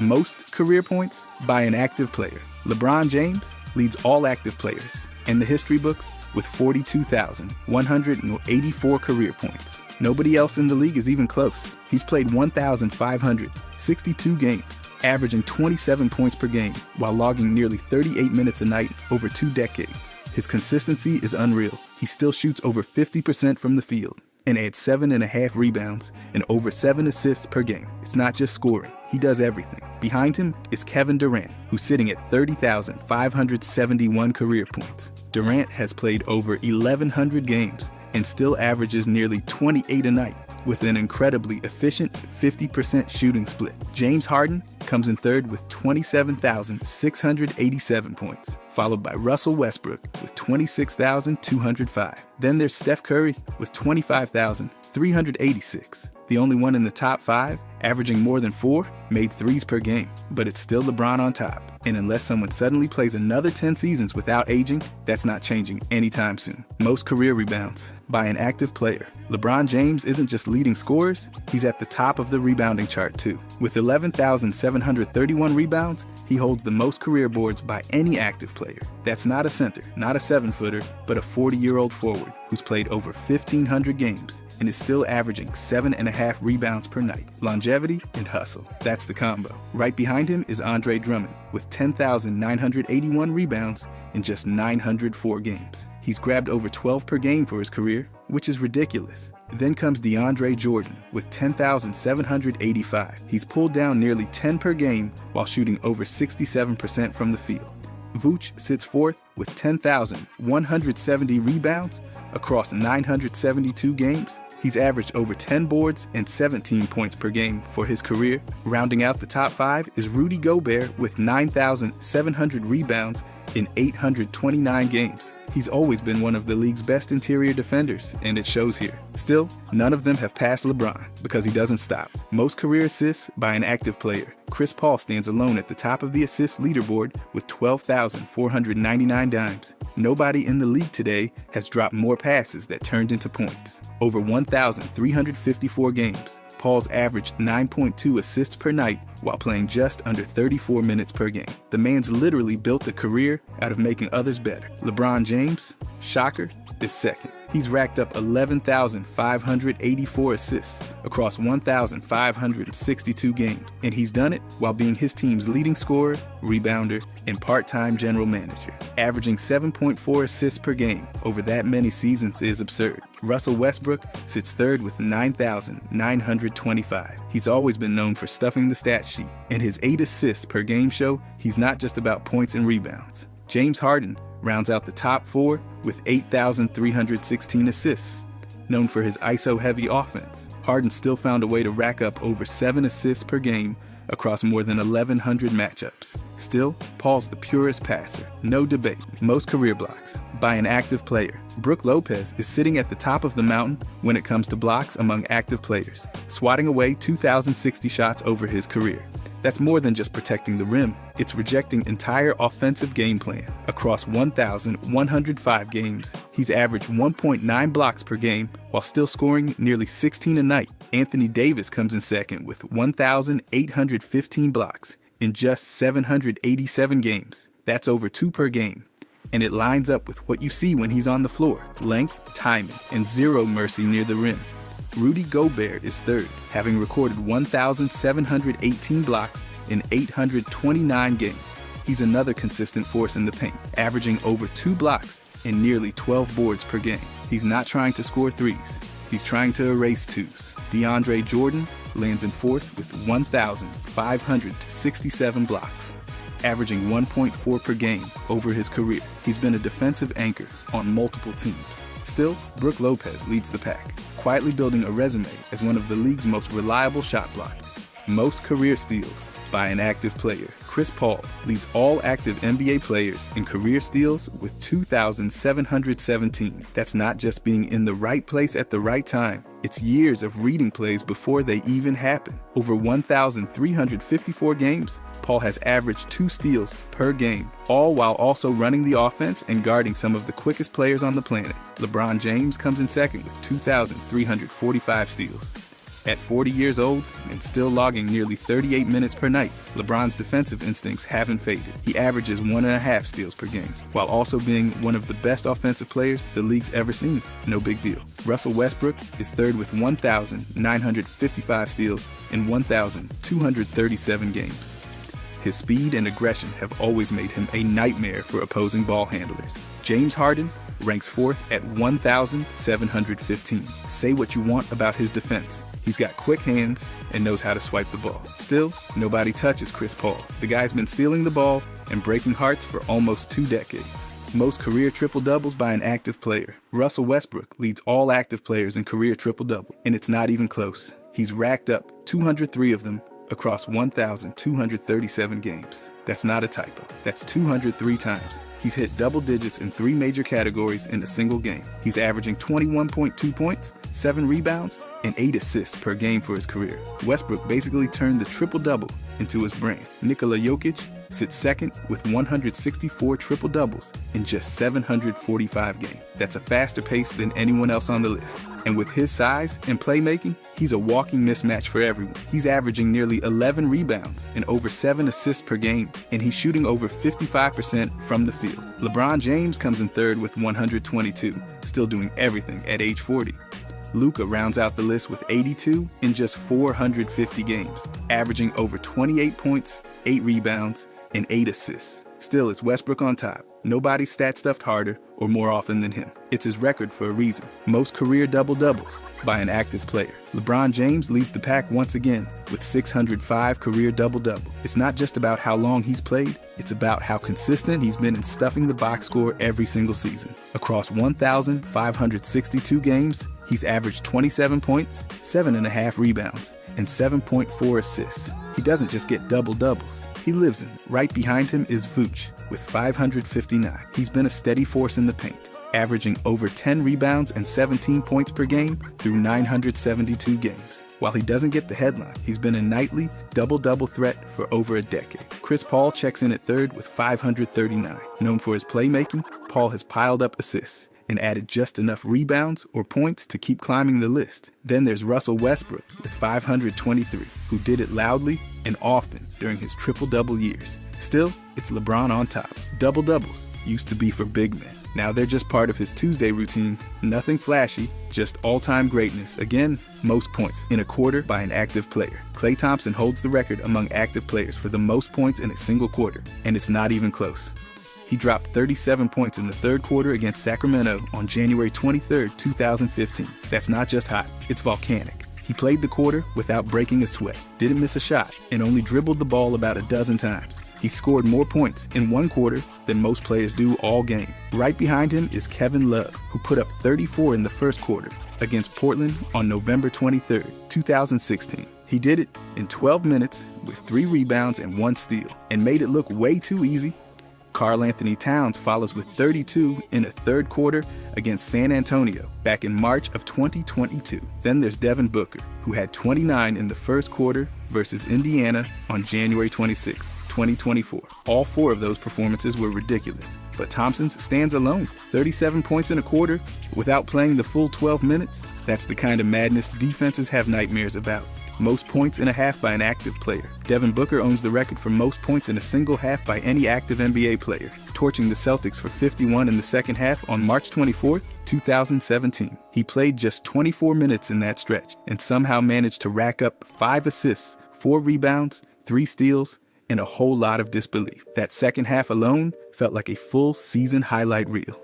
Karl Anthony Towns comes in second after dropping 44 points in the first half against the Hornets on January 22, 2024.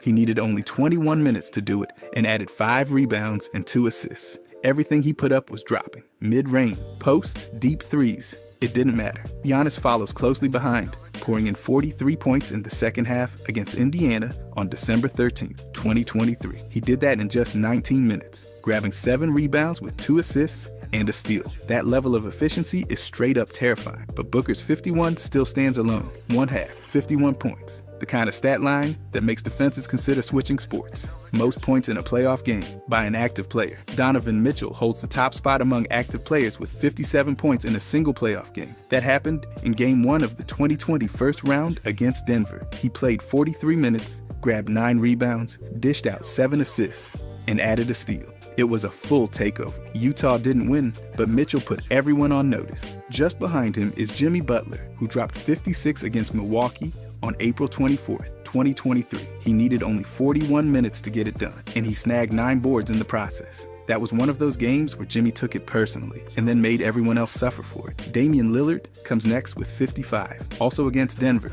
in a 52-minute double overtime duel on June 1st. 2021. He added 6 rebounds and 10 assists, nearly carrying Portland on his back.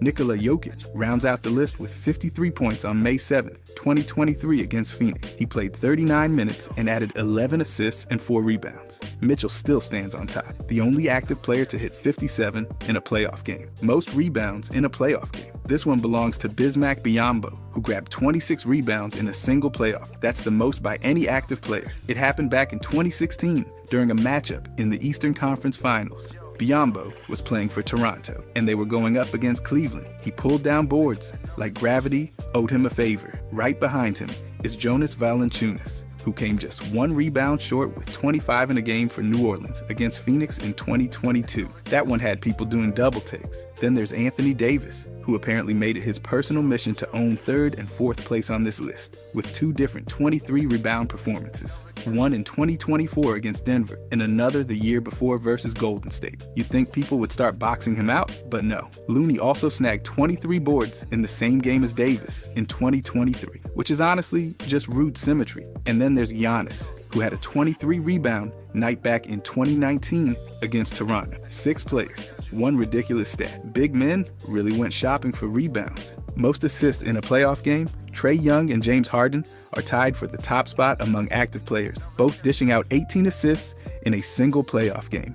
Trae did it in 2021 for Atlanta against Philadelphia, running the show with total control. James matched that total the same year while playing for Brooklyn in a game against Boston. Those two pretty much handed out assists like they were party favors. Just behind them is Nikola Jokic, who not only had 17 assists in a playoff game for Denver against Phoenix, but also added 30 points and 17 rebounds. I mean, the guy basically played the entire box score by himself. It was like watching a video game character with cheat codes. Then there's Chris Paul, dropping 17 assists way back in 2008 when he was with New Orleans. He also dropped 32 points in that one and only missed 6 shots. It's easy to forget just how surgical he was when he got going. These guys weren't just passing the ball around. They were running clinics on how to slice up defenses and make defenders question their careers. Most blocks in a playoff game. Robert Williams III owns the top spot for active players, swatting away 9 shots in a single playoff game. That happened in 2021 when Boston played Brooklyn, and he only needed 23 minutes to do it. That's not just a block party, that's shutting the whole neighborhood down. Right behind him are 5 players who all finished with 7 blocks in a playoff game, which sounds impressive until you realize none of them got to 9. Anthony Davis did it in 2023 against Memphis, throwing in 22 points and 12 rebounds just to round things out. Jaren Jackson Jr. matched that number the year before with 7 blocks in 24 minutes. Rudy Gobert's entry came in 2019 when he played Houston. He added 10 points and 8 rebounds while acting like a one-man wall. Draymond Green did his damage in 2016 with a stat line full of everything: points, rebounds, assists, steals, and the blocks, of course. Then there's Brook Lopez, who swatted 7 shots way back in 2013 against Chicago. These guys were not letting anything fly near the rim without consequences. Total defense chaos. Most steals in a playoff game. 4 active players are tied at the top with 7 steals in a single playoff game, and it's a wild group. Javonte Green leads off the list, pulling off 7 thefts in 27 minutes for Chicago against Milwaukee in 2022. He only scored 3 points, but he was out there swiping like rent was due. Next up is Josh Richardson, who got his 7 steals for Miami back in 2018 against Philadelphia. He filled up the stat sheet too. 10 points, 5 rebounds, 7 assists, and even a block. That's full court multitasking. Then there's Russell Westbrook. He did his damage in 2016 playing for Oklahoma City against Golden State. He dropped 27 points, 12 assists, and 6 rebounds on top of the 7 steals. He was doing everything except handing out popcorn. And finally, James Harden matched the total in that same playoff season, playing for Houston against Golden State. He had 18 points, 10 assists, and 7 boards, all while picking pockets like a professional magician. These 4 turned defense into a fast break weapon. That many steals in one game is not just defense. That's a full-blown heist. Most threes in a playoff game. Damian Lillard sits at the top, hitting 12 three-pointers in one playoff game. That went down in 2021 against Denver. And yes, he also scored 55 points. It was the kind of shooting night that made defenders start praying for help from the basketball gods. Not far behind him is Klay Thompson, who knocked down 11 threes back in 2016 for Golden State against Oklahoma City. He did it in just 40 minutes and finished with 41 points. It was one of those nights where the rim basically turned into a swimming pool for him, And of course, Lillard shows up again. This time, it was 2019, and again, it was against Oklahoma City. He hit 10 threes, scored 50 points, and threw in 7 rebounds and 6 assists for good measure. If you're seeing a pattern here, it's not your imagination. These guys weren't just on fire, they were flamethrowers and sneakers. You give them even a sliver of space, and they'll turn it into a highlight reel. That kind of three-point shooting in a playoff game, that's not hot. That's full-on scorched earth mode. Most turnover. In a playoff game, James Harden holds this one. And it's not exactly the kind of record you brag about. He coughed up the ball 12 times in a game for Houston against Golden State during the 2015 Western Conference Finals. He still had 5 steals and 6 rebounds, but that's a lot of wasted possessions.